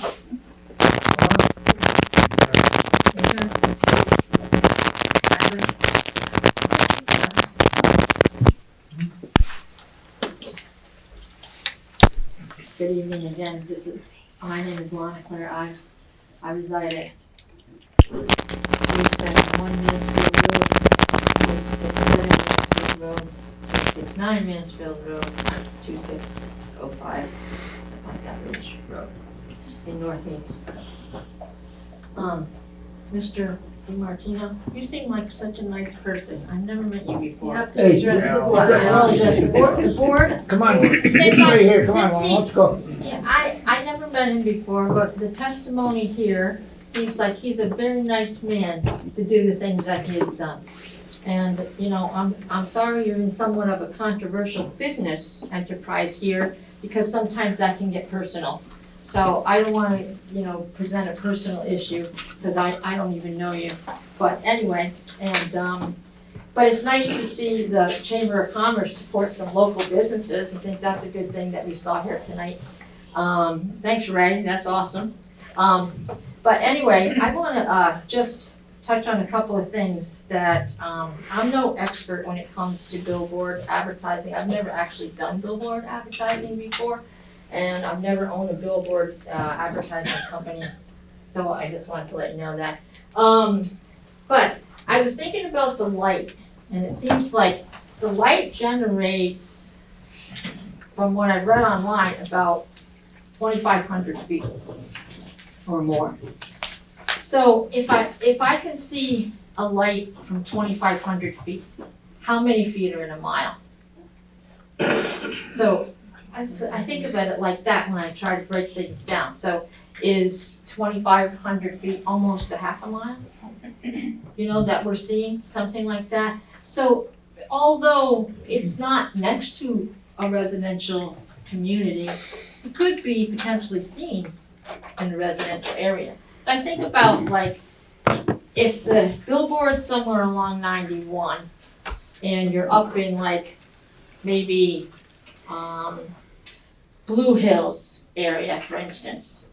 Say you're over on like Hartford Turnpike before you get to like Blue Hills, where they've just started building some houses and knocked down some trees. You could see Amazon from there. You can see a lot of light that's encroaching towards the Sleeping Giant Mountain.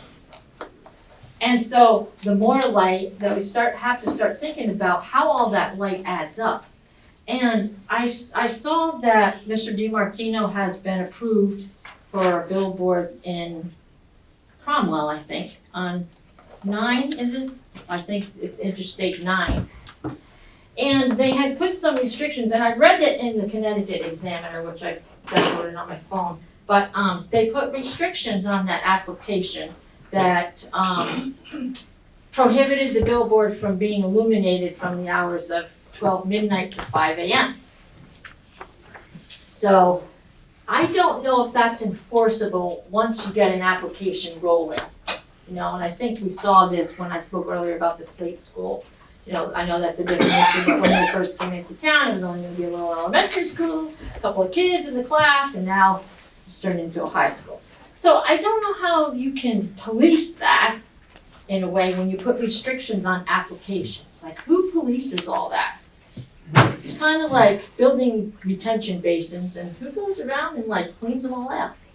You know, in developments and stuff. I don't know how you enforce certain things that might get approval through the zoning commission. But there is, in that same article in the Examiner, and I encourage you to read it, and I don't know the fellow who wrote it, so I'm not promoting him in any way. But they interviewed the director of the Merritt Parkway Conservancy. So when they designed the Merritt Parkway, he said in the article that billboards were kind of like, in today, if you had to really, in today's terms, they were kind of like pop-ups on your computer, like pop-up ads, like, come on, who really wants those, you know what I'm saying? But that's kind of how the fellow was relating it to, because the Merritt Parkway, off the Merritt Parkway, and North Haven's off the Merritt Parkway as well. And that has beautiful little roads going into nice little parts of town. So I think the billboards are working, as I think the fellow from Libro Jeweler had said, it had increased his revenue for his store.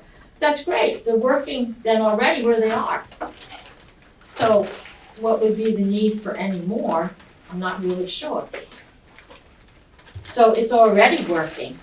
We had testimony from other businesses that those billboard ads are working, but they're working where they are. working in areas that say, hey, I'm a city, let's go. We're illuminating ourselves, right? And in Meriden, hey, we're a city, we're illuminating ourselves. But here in North Haven, are we illuminating ourselves? What are we? We're a town? Are we a city? Are we a little rural community? Are we a nice little community? I mean, you have to make some of those decisions, and you know, the land use person is somebody who really needs to figure out how this town is getting developed.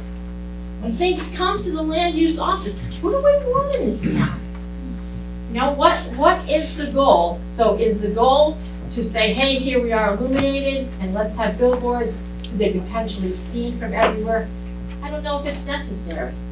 So we'll have to think about that, because we are bordering the Sleeping Giant Mountain, okay?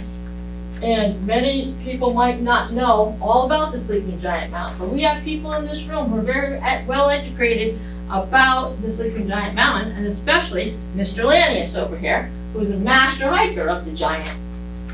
So, and living in this area along the Sleeping Giant Mountain, we're aware of wildlife, everything that's there. It's not like North Haven in a lot of ways. It's sort of this separate little, you know, it's sort of a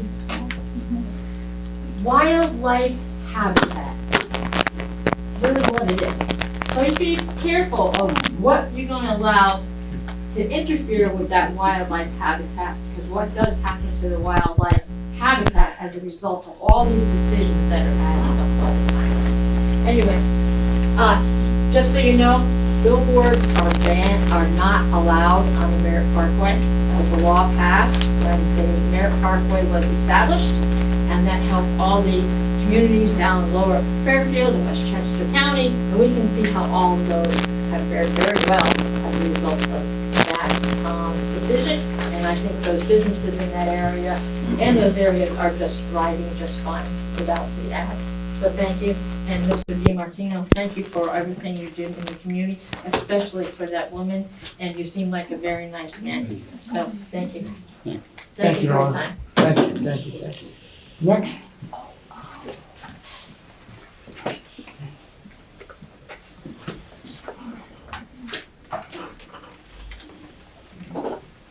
Hello, my name is James White. I've been a town resident for 27 years almost. And I actually want to give my time to my mother, Mary White, so she can present you with put together that I think I would say something. Give it to her. Oh, and my address. And my address is 67 something.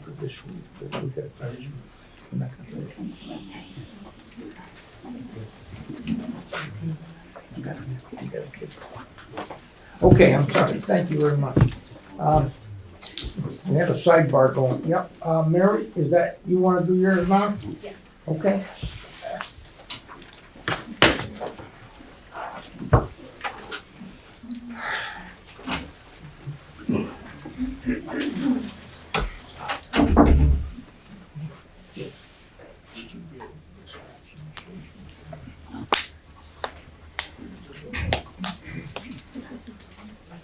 Tom White, Summerlin, I'd like to defer my time to Mary White as well, so she can present.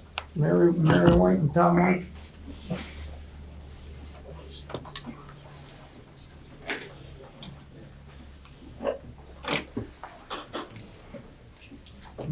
Mary White Summerlin, this is my only opportunity to speak, and I'm representing many people.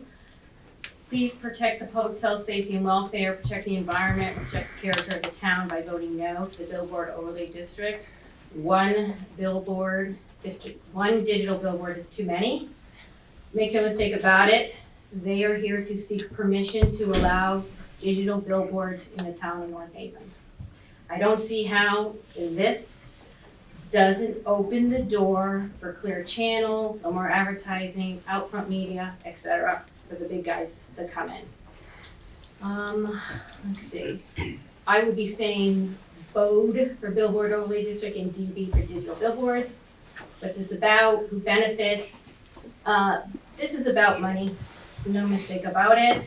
This changed the town's zoning regulations for the benefit of about for the benefit of approximately 10 IG80, IL80 property owners on I-91.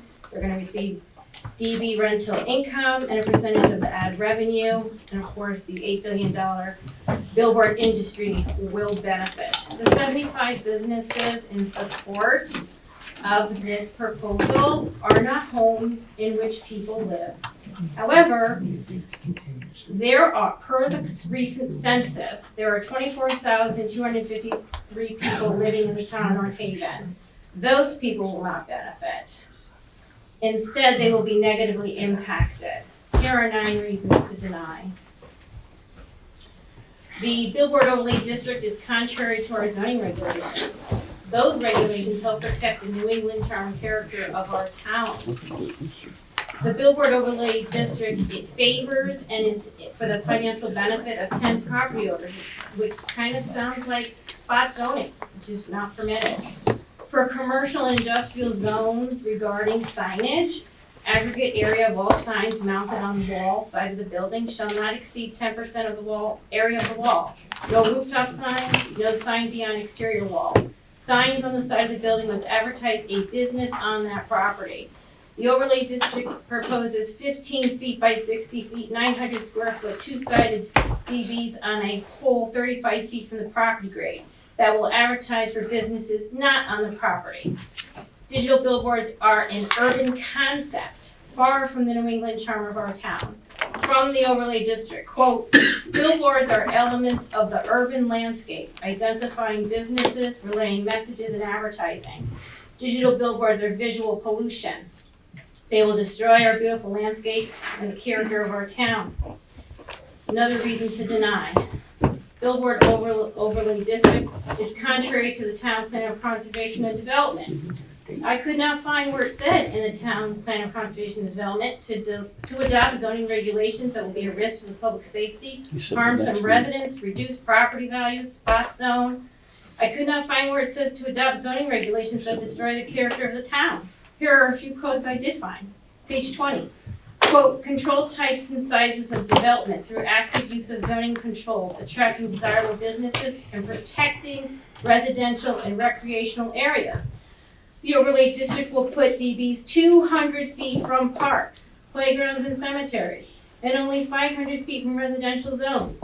Some residents will be able to see these digital billboards from their homes since they live right next to the industrial zone properties. Page 27. Improve the visual character and sense of place of the town center through zoning. Work with the business owners to develop signage that is more appropriate for a town center location, which is smaller and lower to the ground. It does not, provide a cohesive character. It does not say to adopt regulations of the urban landscape.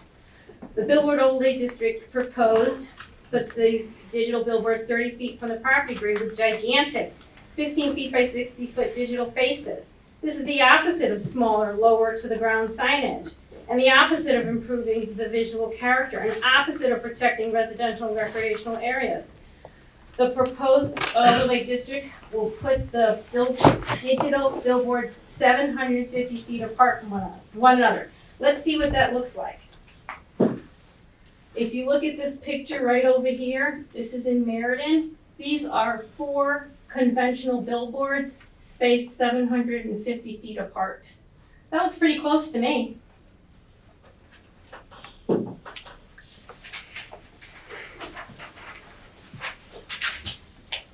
Digital billboards decrease property value.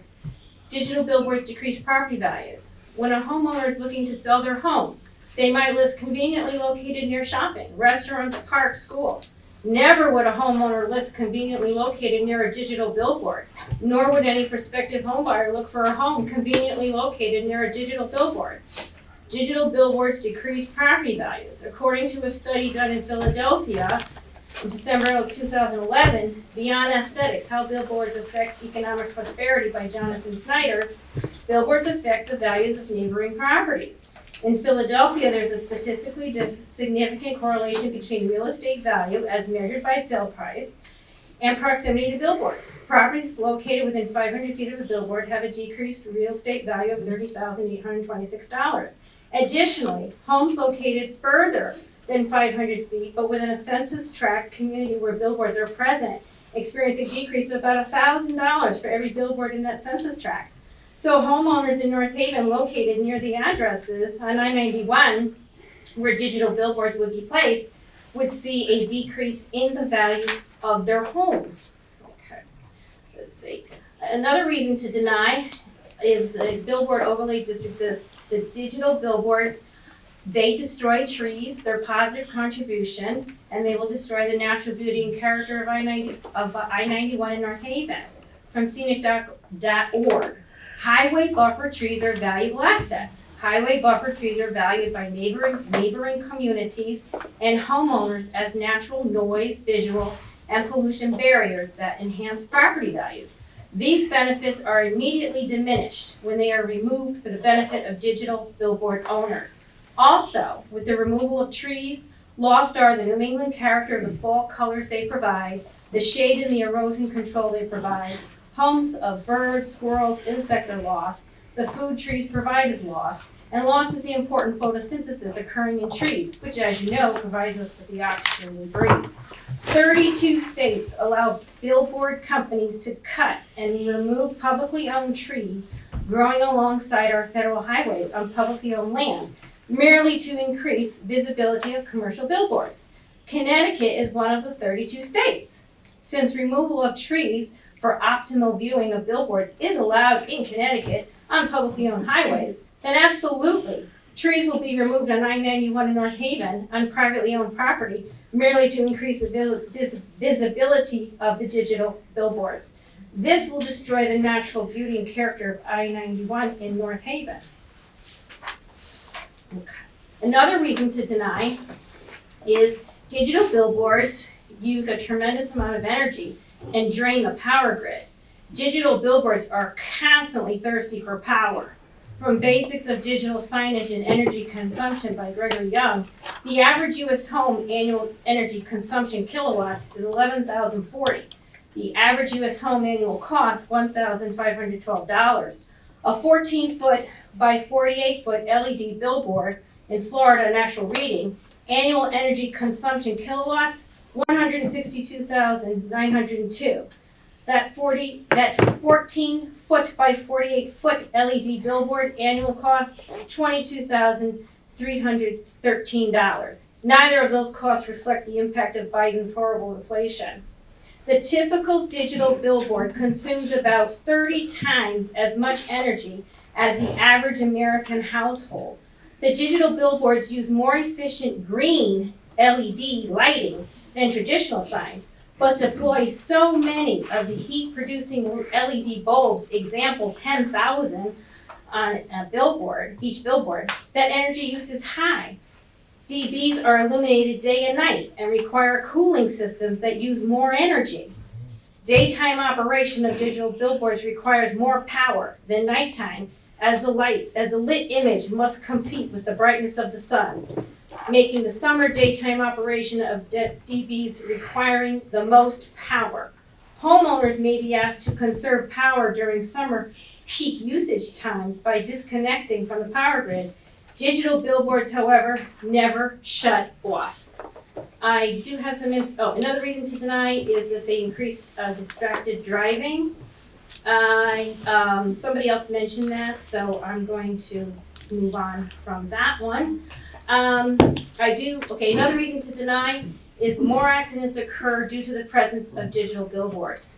A study published in April 2022 by the American Association for the Advancement of Science examined 5 years of data from Texas highway crash data between August 2012 and December 2017, when during this time, the Texas Department of Transportation displayed messages on digital billboards reporting year-to-date highway fatalities as a means of encouraging safe driving.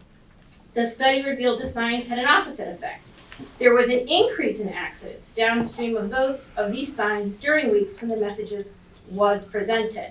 Vehicle crashes increased by an average of 4.5% in the 6.2 miles following signs displaying year-to-date road fatality statistics. The researchers concluded that the fatality messages cause an additional 2,600 crashes and 16 deaths per year, costing about $380 million each year.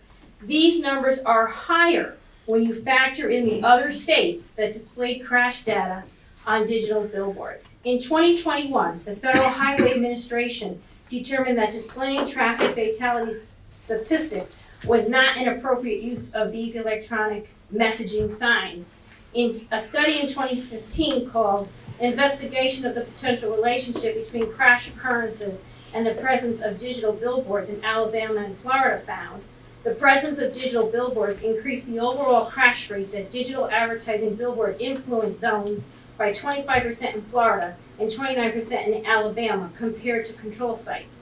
In addition, side swipe and rear-end crashes were overrepresented at the digital billboard influence zones compared to control sites.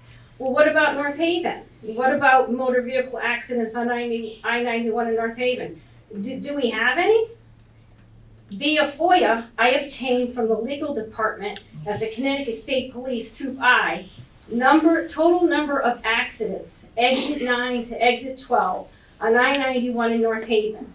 For year 2021, 241 motor vehicle accidents, 35 with injuries.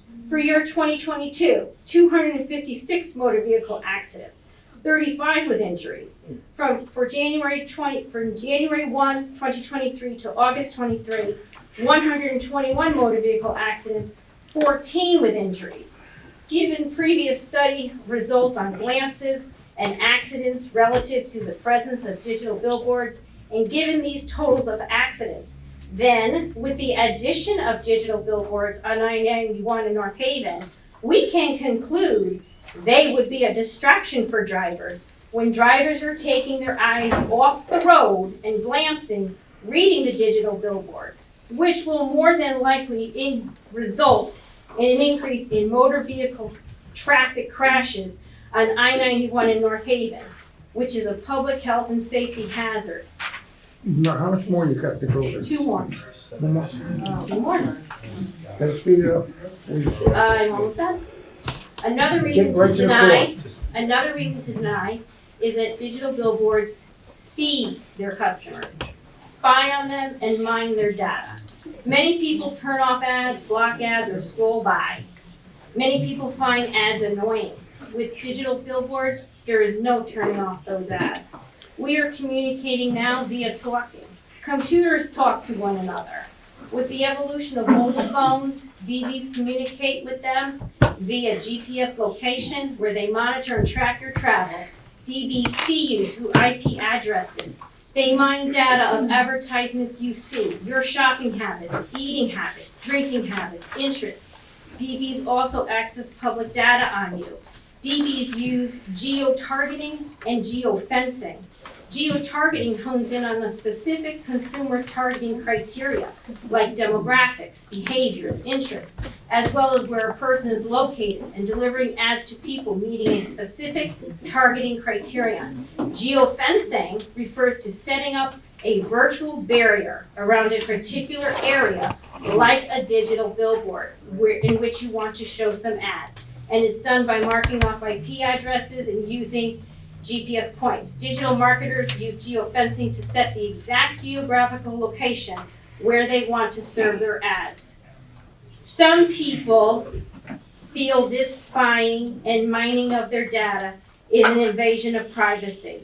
You can turn off location services in your settings, but more likely you have accepted the terms and conditions of an app, which either sells or shares your data. And the last reason to deny, digital billboards have light pollution, which is a health hazard to humans, fireflies, and birds. Ian Lewis, PhD, Lighting Sciences, Inc., stated billboards are intended to be seen anywhere from 1 mile to 5 miles away. Visibility is far greater than legibility, up to 5 times greater. So we can imagine all the people living right nearby, they're gonna see these things. The legibility distance of a 14-foot by 48-foot digital billboard is 5,040 feet or 0.95 miles. And since the overlay district is proposing digital billboards 15 feet by 60 feet, their legibility and visibility distance is greater. Digital billboards lighting is a major source of light pollution. Light pollution includes sky glow, glare, and trespass.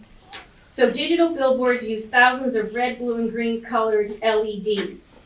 All right, it's the spectral output of blue LEDs that overlaps that of the key detector melanopsin, which regulates the body's melatonin levels and circadian rhythm, which in turn controls hormonal levels that control diverse biological processes.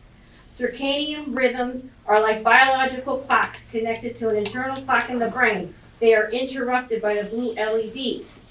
So for example, in humans, during a 24-hour period, the digestive system produces proteins to match the timing of meals, and the endocrine system regulates hormones to suit normal energy expenditure. In nature, for example, flowers close at night, and certain animals at night hide for protection. In June 2012, the American Medical Association recognized, this is the last one. I'm on the last page. I'm on my last page. I'm on my last page. In June 2012, Hold it now. in June 2012, the American Medical Association recognized the harm to human health from nighttime lighting and its members unanimously adopting policy recognizing that exposure to excess light at night can disrupt sleep, exacerbate sleep disorder, and cause unsafe driving conditions. Relative to fireflies, they dance at night, they dance and communicate with one another with flashes of light to attract a mate for reproduction. With nighttime lights, fireflies wait for the night that never comes. And so mating does not occur, which is causing fireflies to die out in some areas. And light pollution from digital billboards, they are a hazard for birds. 80% of Connecticut's species of birds migrate at night. The light changes the birds' behavior. They utilize the tailwinds, the stars, the moon, and the black skies for migration. The birds get confused with nighttime lights and interferes with their migrating path. They fly around in confusion until they drop dead. They don't have energy stores to fly around off the migrating path. And about 1 billion birds die every year during migration. Lights Out America says, turn lights off 11 p.m. to 7 a.m. April 1 to May 31st, that's the spring migration. August 15th through November 15th, fall migration, that's now. But digital billboards never shut off. They are lit 24 hours a day, 7 days a week, 365 days of the year. And then finally, I'll close by pointing out some of these pictures that we took. So this was exit 8 near Star Supply. And what I want you to notice about 3 of them are using the dangerous blue LEDs. And you can see the opposite digital billboard on this side, it's reflecting, right, see, notice that van right there? So that's nice trespass right there. And see how bright these things are? These things are very bright, and the neighbors are gonna see them. And Thank that's you very much, ma'am. not good for them. I know you worked hard on that. Thank you so much. Okay, we're Give those out. let me look into, Well, Well, we can he's got continue. something for you, the list. Alan, when can we get back? Okay, we've got 10:25, we've got a bunch of people here who have very short pieces of If we business. can- we I gotta would finish- really like to If we can- not have anybody walk away disappointed. If this is going to get continued, then let's continue it and let's move on to some of the other business and deliberate on Mr. Abate's restaurant, if you will. Well, we gotta get them short ones in. So what do you want to do with this? Are there more people who would like to speak and Yeah, how many more wanna speak in respect to this? think? That's it, nobody? Good. Take care of that for the moment. Okay, nobody else wants to speak for it. So we finished up good on that. I didn't realize that, to be honest with you, but So you'd like them to have the opportunity to rebut or respond next I'm gonna have meeting? questions too, which is gonna take a little while, I can try and be fast, but, just technical stuff. Oh, go ahead, I'm But sorry. if it's gonna need to do, I don't need to do it right now. And let me address something too. So the distracted driving issue and the studies out there about distracted driving are a concern to me. I don't know if that's something you want to address. It wasn't addressed in your application at all. It was something I meant to ask about. There clearly are studies out there about it. I don't know if you want to present us with something about it, but we've heard about it from several people.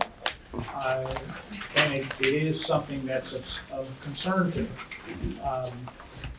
You may not want to address it, it's completely up to you, I just wanted to. No, if I might, yeah, I had thought actually that issue been put to bed, the Federal Highway Administration, but I'm happy to bring it up. If that's true, present us with something that says it's put to bed, because it's not what I'm seeing and what other people are seeing, so maybe that's something you could bring to us if we're gonna go to next month. I'm not telling you that's what we have to do, but if we are going to, I think that's a good idea. It makes sense to just take our time with this, see, continue it to next month's meeting, see if anyone else has any additional comment, afford the applicant the opportunity to respond to the public comment. Definitely allow Rod to be able to So you can't ask close, we're his not closing the questions. public So hearing, so that he gets questions and you can present whatever. Exactly right. I would Can't suggest close we it. just continue the Are you public okay with hearing and Yeah, it's good. Okay, if that's good, then we'll continue this, this public hearing till next month. Will Teresa be coming back for the next meeting? I'm sorry? I'm sure you're gonna miss me. We are. we'll, Well, Oh, nothing. Little side note, Mr. Chairman. we That's fine. have an offer though. Don't be here. Okay.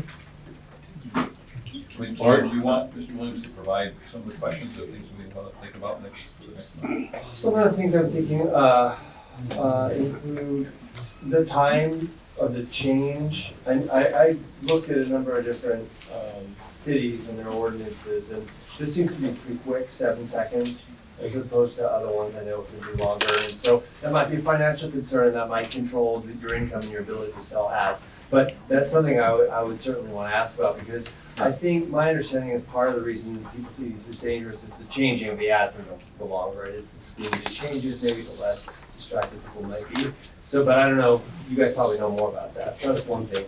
The reason I brought up nits versus foot candles, my understanding of that is that there's two ways to measure the light on a billboard. One's called luminance, one's called illuminance. Nits is luminance, which is you measure the light coming out of billboard. There's an instrument that does it. It's a lot more expensive than doing it the other way, but it's I think it's more objective. Foot candles, what's proposed here tends to be the industry approach, and it's different because what that measures is the reflection of the light off something at a certain distance. Typically, you want to be like right where the cars are driving to see where they're getting it. But there's a little bit more, I think, there's a little more subjectiveness to it, possibly because depending on where you measure it. And so that's important. I think it's important. It sounds like this envisions dimming it at night, so because you're talking about the difference, like in ambient light, right? So I know that's important. It's something a lot of people, towns want to make sure that happens. Let me see if there's anything else I can think of right now. The distance. I know other towns require more distance between them, and I think that's something that I don't know whether there's some willingness to be flexible on that, but for New Haven, for instance, I know does 1,500 feet between their billboards. You might measure that differently because you're doing different sides of the road, but I know that's a financial consideration, but the result of that can be, clustering on a certain side of the road if there aren't ones on the opposite side. Also, I guess right now, another question I have is, do you count, if there are two billboards, one facing each direction, back to back, does that count as one to you or two? It does. It's one? Two faces, one board. Two faces, but those could be two separate boards, right? Because they're close to each other, but. They are. Okay. Yeah, they're connected on the one pole. Okay. It's a V. All right, so it's a V, but that counts as one, so. That's correct. All right. So just so I That's all I can understand do. that answer. So if there are 3 allowed into your proposal, it's 3 double billboards, like both sides? It'd be 6. Yeah, so when you're driving, instead of them being, typically they're not flat. Right. So if you're driving north, you see one side, if you're driving south, you see the other. Typically, they're angled, but there's still one board. Just With if you're- two faces. Right, if it's less on than each of those, right. 35 degrees apart, they're deemed to be one face, one Right. board. But there'll be 6 faces in those 3. We'll be back, poles. yes, one on each side, one facing north. I just wanted to make sure I understood. Yep. All right, you wanna continue that at this point? Do we need a motion to continue, or what do we do? Well, You can You just have- move on to the next item and then we can, when we deliberate, continue it. Okay. How's that? are you okay? Okay. Okay, good enough. Thank you. Thank you. Thank you very much, folks, for your, you know, I know you guys for a lot of time. All right. You ready? Okay. Okay, make a motion to go into deliberation. Make a No. motion. No, wait, I'm sorry. We gotta do this. We We can't. Hold on, can we, Let's, we're gonna do other and Oh, yeah, and yeah, and the changes of change use, use, yeah. right? You can do other and changes of use, let's, Yep. let's take a look right on all. Okay. There's a bunch of stuff, There are. Kidnapping. Okay. damn it. Okay, we got somebody here from North Frontage Road. We do, yes. We just woke him up, I think. I apologize. I'm Just give your name and address. Yep, no problem. Got it? That's the Uh, generator? Generator. Michael Lapia from Dinto Electric. My address is 121 Turnpike Drive in Middlebury. I'm here representing GXO on North Frontage Road. They have an existing electrical service with a backup generator. They're gonna be supplementing that backup generator. You're gonna put, just gonna put a generator, in, right? Is that gas? Is that gas? It's or diesel. A The one diesel? that's there is diesel and the new one is diesel. So when would this turn on? Is it like power failures It's or? only power failure and exercise locally. And is it the only generator on that site or is it like But one of One existing one at the building we're in. I don't know what exists on the other buildings. We're only handling that one electric room. There's one there and this new one goes adjacent to it. Mike, will the tank be going on that pad too? Yes, yep. Okay. And the cut sheets have the, sorry. Oh, LA, capital PIA. Jim, Ryan, I got nothing. Jason? Well, Brian? Good. Okay. Thanks. Thank you. Okay, 430 State Street. Hello, Ed Pierpont, Pierpont Electric, I'm representing 430 State Street, the Ridge Hill Animal Hospital. We're putting a 48 kW standby generator for the veterinarian hospital. It's gonna be natural gas, it is not in the parking lot area, it has the plans that we submitted to show. It's the only generator that's gonna be on site, it will exercise once weekly, 1 hour a week. And it's just basically just for backup power for the veterinarian clinic. Yeah, you have one in there now or No, You know, because this is gonna be new one for you. nothing there now. Any questions, Jim? No. Please, could you spell your last name? Pierpont, Brian. Pierpont. Brian? Oh, yeah, Mike, it's the, Edward. Where that generator is gonna be, is that in the traffic pattern over there around the corner? It's in an existing bed, an existing planning bed. Okay, thanks. Good. I'm good. Thank you. Thanks so much. Okay. So you don't need to hear about extensions, there's no one representing those. No, Andy can deal with the bonds and deliberations. Okay, we do deliberation now. So we move to change of use. Change of use. Let's do change of use. Great. 323 Washington Avenue. Let's see. Hello, everyone. Hello. My name is Tiara Harris. I'm the owner of Tiara Harris. Can you spell that? TIARAHARRIS. And I reside at 199 6th Street in North Haven, Connecticut.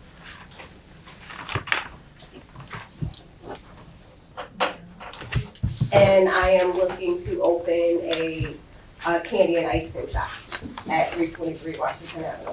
Ice cream, you win. Ice cream? We're there. Okay. You got to bring Ice sectional. cream, is that ice cream and candy, or you gonna have cupcakes and?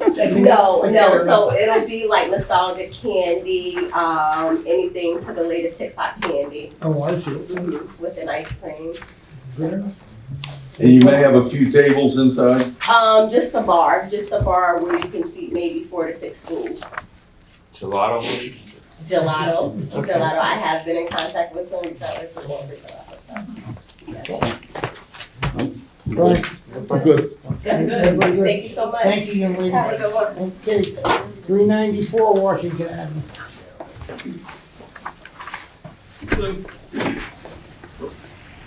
My name is Michael Lefort, Lefort.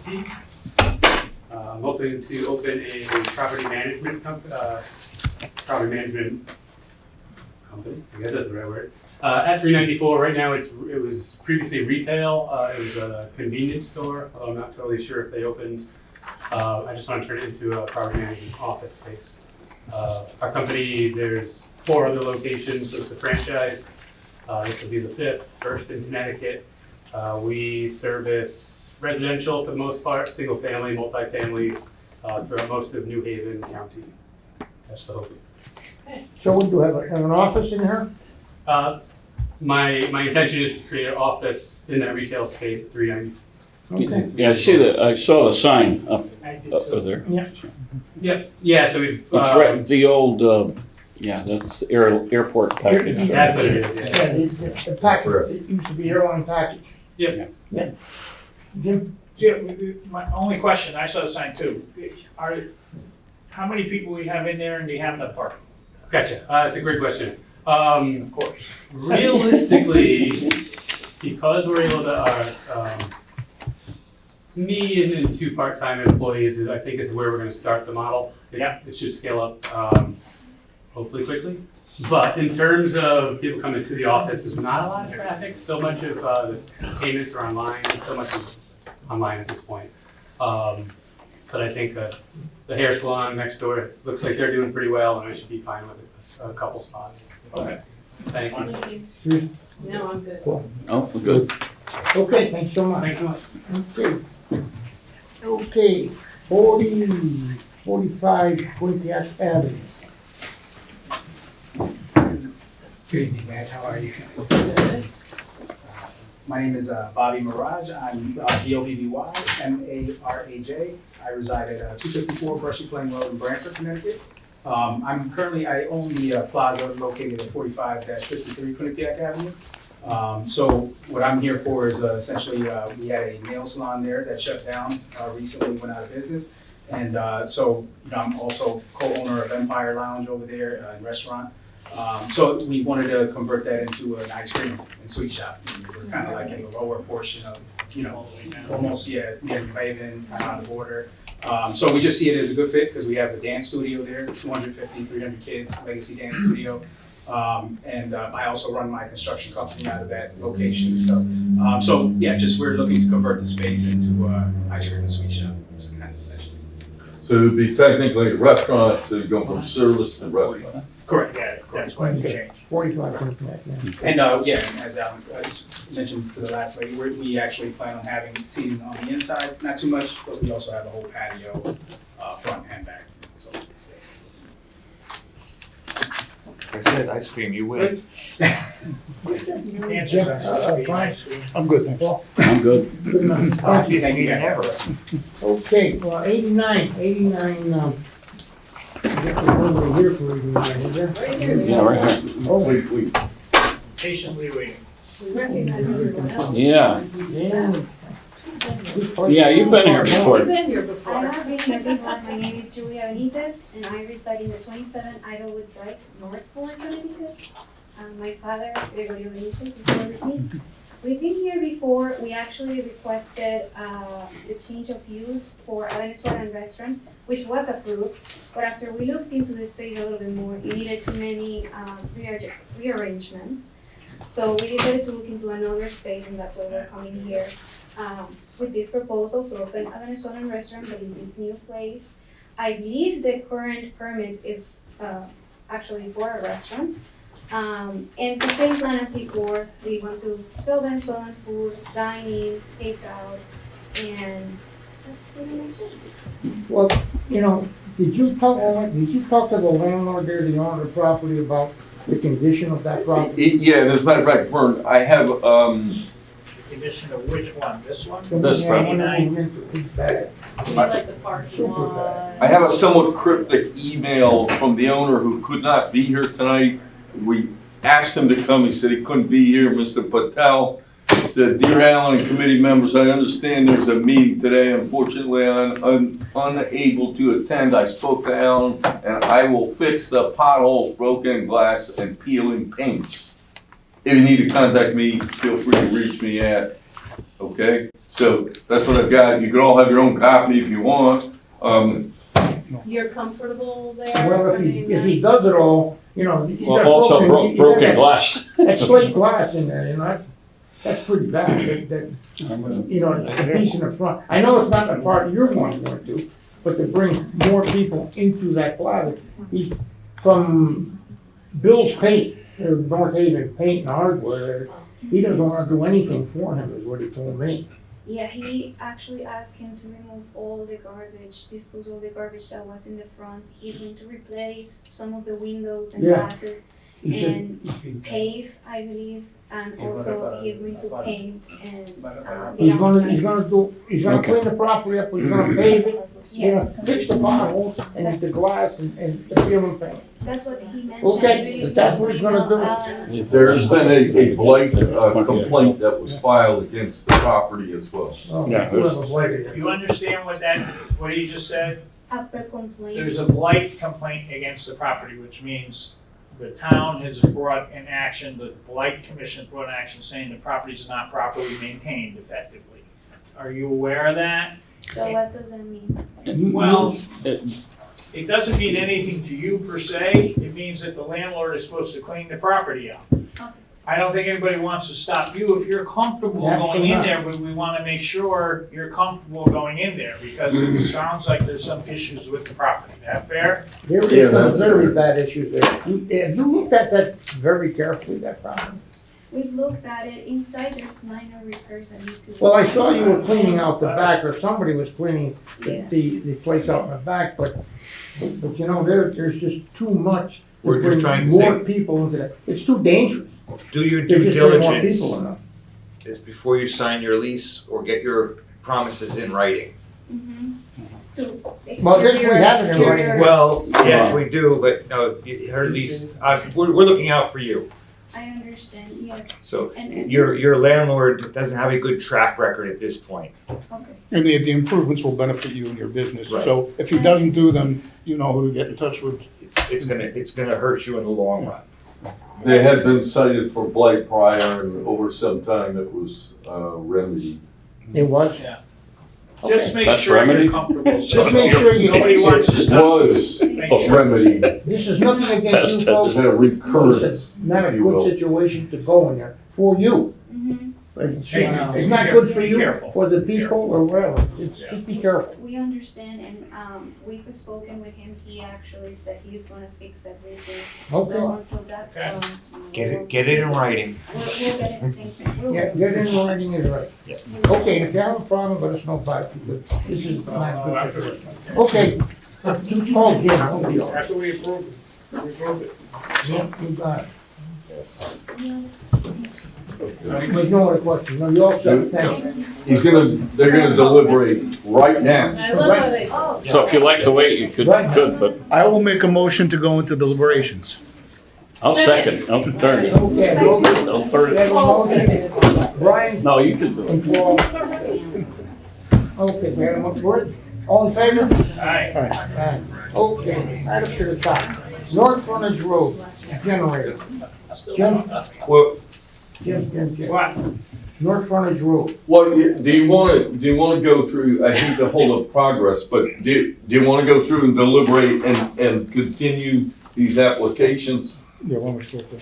Yeah. Do you wanna do the real applications first? Yeah. Let's start there. No. No, you're on the Public other. hearings. Yeah. First, we I mean, gotta, we're never take it. Yep, well, you gotta continue the public hearings first, right? right? That's what he said. Yeah, continue Number the one, slate and You continue wanna- the, Oh, we have to vote on that. we got to So let's vote put on it on the. slate. Oh, the slate school, Continue. excuse me, okay. Yeah, those. Go ahead, make a motion to continue the slate school. Oh, yeah, so for the public hearing 2315S, and then there's also site plan, right? 2315, to make a motion, to continue those applications to next month? Okay, I have a motion, and a second. Somebody? I'll second it. Okay, I'll second it. Vern Carlson seconded. Okay, all in favor? Aye. Okay. Aye. Good, Aye. that's done. We did those together. Yeah, you Yeah. have to get.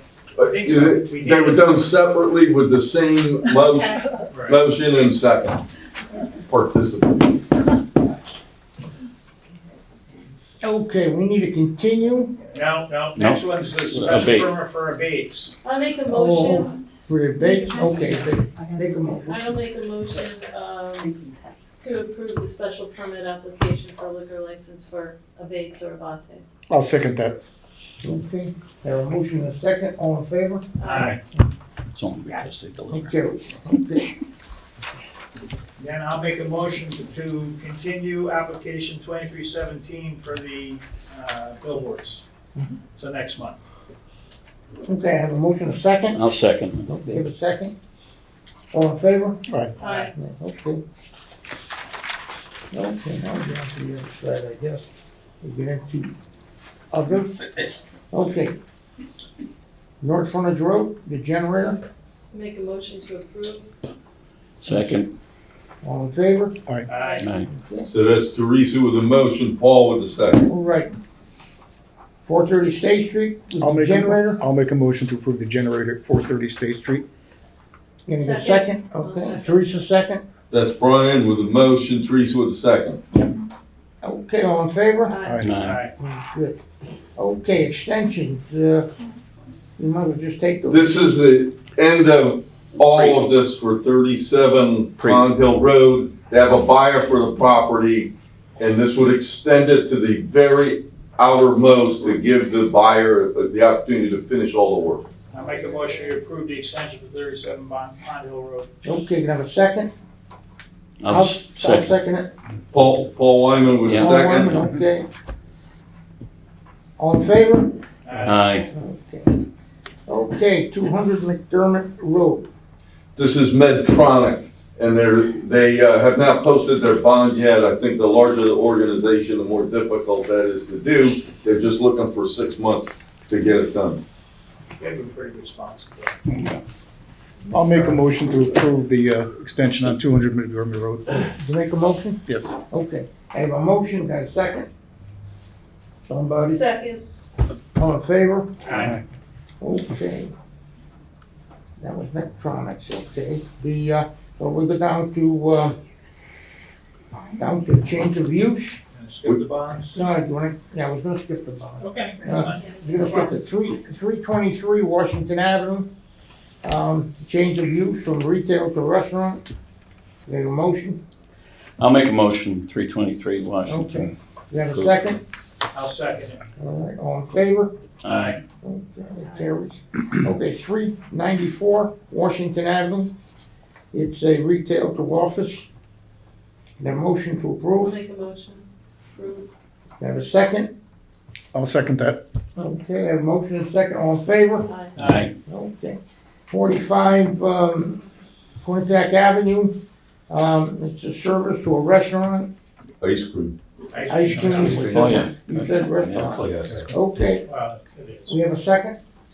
I'll second it. Who made the motion? I didn't know, but I seconded it. Thought I heard something. I thought you had made a. Paul did. Paul did. Okay, Paul made it. Okay. Jim second. Okay. Now it's All in 80. favor? Aye. Aye. Now in favor, yeah. I make a motion to approve 89 Quinnipiac Avenue. Sure on that? I'll second that, but I want to, could we add that email Alan got to this, just so we have a copy of that? With the With the understand. letter, yeah, so I'll amend the motion to include the letter from the landlord regarding Correct. improvements and repairs. And to clean up the blight. Right. So you're Right. moving to approve it on the condition that they, with the condition that the owner follows through with the cleanup of the property. Yes. correct, okay. Good with that. Yeah, all in favor? Aye. Very good. Now, where's my, okay, can I get a motion to approve the, Brian, you'll be out of this one. But, we gotta do the bonds, right? Yeah, huh? Don't we do Oh, the yeah, got the bonds? bond. You got, What the hell are the bonds? right here. Okay, I got the bonds, all right. The 346 State Street. Andy? Yeah, yep, done. I mean, if actually both of these were ones that it just took a while to go through the process. We had to go out and inspect over and over and, you know, as-built and the whole thing, but I think we finally got through both of them, so. They're all, everything's done, there's nothing there. Everything's correct. So 346 State Street is $2,500. Motion to approve. Second? Second that. Okay, all in favor? Aye. Okay, okay, and 85 Sacker Point Thank Road. you. Good luck. No, good luck. Good night. Motion to approve bond release. Okay, get a motion to approve. I'll second. Okay, 12 seconds, Okay. all in favor? Aye. Who had a motion on that? Me. Yeah. I You have a second. second? I Paul, Alan, okay. Alan, Paul, Brian is out of that. That's me? You remember that? Okay, and then we got, Make my final motion to approve the minutes. okay, August 7th. August 7th. Congratulations. Thank you. I'll second. Pleasure having you. Very All in good. favor? All in favor? I will abstain, I wasn't here. There you go. That's all right. Mark will cast his vote. Sure. Watch that last time. Make a motion to approve. Yeah, you wanna adjourn or you wanna keep going? There you go. Motion to Adjourn. adjourn. That's Slam the hammer down there. Second, all in favor, aye. Aye. We are adjourned at 10:58. The preceding program is brought to you in part through a grant from the town of North Haven.